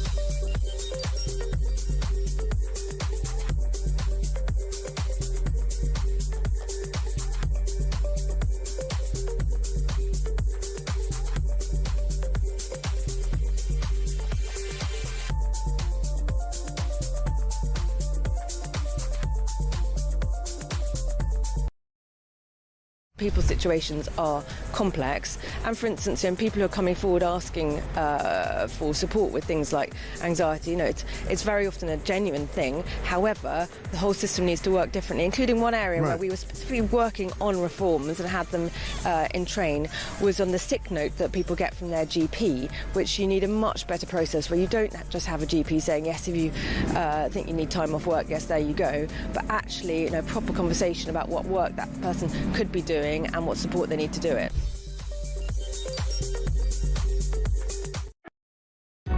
Across the UK, on DAB+, on your smart speaker, on your smart TV, and on your side. This is Talk. This is Talk, 0344 499 1000. Here's another one for mispronunciation from Phoebe, who says, how do you pronounce mayor? The mayor of London, the mayor of Manchester. It should be pronounced mayor, says Phoebe, but this is a rare occasion. But as this is a rare occasion, I prefer to British pronounce it mayor. You do hear this every now and again, the mayor. The mayor of... where does that come from? And here's the thing I don't understand about mispronunciations when people do it. Do they not hear other people, like as in nearly everyone else, pronounce it different? So if you say Mayor Sadiq Khan, do you not, every time you hear Sadiq Khan's name mentioned on the media, no one else says mayor, they just say mayor. Does your brain not go, oh, that's weird, because that guy just said mayor. I don't say it like that, so maybe I've got it wrong. I'll rethink it. My mate with Angela Rippon, rather Angela Rippon, had been saying that for 20 years. I said to him, did you not, you hear the person introducing the programme, now Strictly Come Dancing. Let's see how Angela Rippon's doing. Do you not think, oh, that's the wrong way to pronounce it? This one comes from Mark in Lancashire. In my opinion, no British company or organisation should be more diverse than the wider population of the country, which is around 82% white. Any company that has more than 18% ethnic minority employees is guilty of racially profiling its workforce in a manner which is racist against the white majority and should face consequences. I think they did this. Thank you, Mark, for that. I think they did this in TV, didn't they? They worked out in TV there was over-representations in some groups. And half the time you go, well, couldn't give a toss, frankly. But if it is about representation, then surely you can't have a little bit of representation. Surely you can't be on the television just because of the colour of your skin, rather than whether you're any good at it or not. Well, you did it for years and still do. Well, yes, without any talent whatsoever. Because you're a white man, Jeremy Kyle. Yeah, an old white man. I wouldn't say that. Are you well? I'm all right. Yes. They're all laughing at me in the office. Are they? What have you done? I'm not going to... Well, if I tell you... Have you done something? Go on. I was diagnosed with Crohn's disease yesterday. I hear this. I haven't heard it about you, but because nobody's been gossiping. And my boy has been running around at 50 and going, oi, stoma boy, that's nice, isn't it? And I said to him, it's genetic, deal with it. What is Crohn's disease? I know it's debilitating. Yes. Is it? Have you had pain? For 10 years. Seriously? Yeah. You've only just got this diagnosis? And you waste away. And it seems I've inherited it from the old man, so that's nice. Really? Isn't it? Yeah, all good fun. And he was a clinician, wasn't he? No, he was the Queen Mother's private secretary. He was an old dog, but he wasted away, bless him. Oh, I thought. Yeah. Karen says JK pronounces issue. Do you say issue? How do you say it? Issue. You don't say issue. Issue. I say issue. No, it's issue. But it's not issue, is it? Of course it's issue. There's Do you say scone or scone? Scone. Right. The world's quickest cake. Scone. Do you like that? Yes. Yes. Issue. I don't know. I've never sort of thought about it. Because it is lots. Do you say H or H? H. H, yeah. But it isn't H. If you think about it, it's H for Harry. So it's H, isn't it? But you wouldn't say that. Yeah, but most people, I think more people now say H. Do you? But I think it's H. I think it is H. And to say H is massively undereducated. If you looked it up in the dictionary, it would be under H, would be under A. Good. What is flying today? What is flying is the threat to our country, Jezza. What threat? Who or what is the biggest threat? Well, Keir Starmer has gone, we're on a war footing here. We've got to be prepared. He's a man who didn't know that America had attacked. That great interview, I've just seen it on Plank of the Week, we stood by a wall and Beth Rigby's going, do you think an attack is imminent? No, it's a stealth bomber flies past in the background. Did they not add that in? That was honestly, real. I haven't seen that. No, brilliant. Brilliant. No, so loads to talk about.